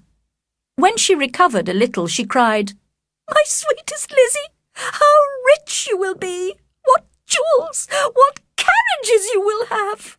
Mr. Darcy, such a charming man, so handsome, so tall. I am so sorry I disliked him before. 10,000 a year! Oh, my dear Lizzie!" During the weeks of her engagement, Elizabeth was glad to see that all her family were beginning to appreciate Mr. Darcy's good qualities. Determined to protect him from her mother's overfamiliarity, she was relieved to see that Mrs. Bennet respected her future son-in-law too much to say more than a few words to him. In spite of this, Elizabeth looked happily forward to the time when she and Darcy would leave Longbourn and move to all the comfort and elegance of their own home at Pemberley. Mrs. Bennet was a happy mother indeed on the day when she got rid of her two most deserving daughters. It may be guessed with what delighted pride she afterwards visited Mrs. Bingley and talked of Mrs. Darcy. Mr. Bennet missed his second daughter very much and greatly enjoyed going to Pemberley to visit her. Mr. Bingley and Jane stayed only a year at Netherfield, before buying a large house in the north, only 50 kilometres from Pemberley. In this way, the two sisters were permitted their dearest wish and were able to visit each other frequently. Mary was the only sister who remained at home, as Kitty spent most of her time with her two elder sisters, which greatly improved her behaviour, character, and intelligence. Lydia and Wickham were always moving from one place to another in search of cheap rooms, and always spending more than they should. His affection for her soon became indifference, while hers for him lasted a little longer. They were not too proud to ask Lydia's sisters for financial help during every crisis, and Elizabeth and Jane both sent them regular gifts of money to pay their bills. Caroline Bingley was deeply offended by Darcy's marriage, but she did not show her bitterness, and was always extremely polite to Elizabeth. Georgiana Darcy, on the other hand, became greatly attached to Elizabeth and had the highest opinion of her.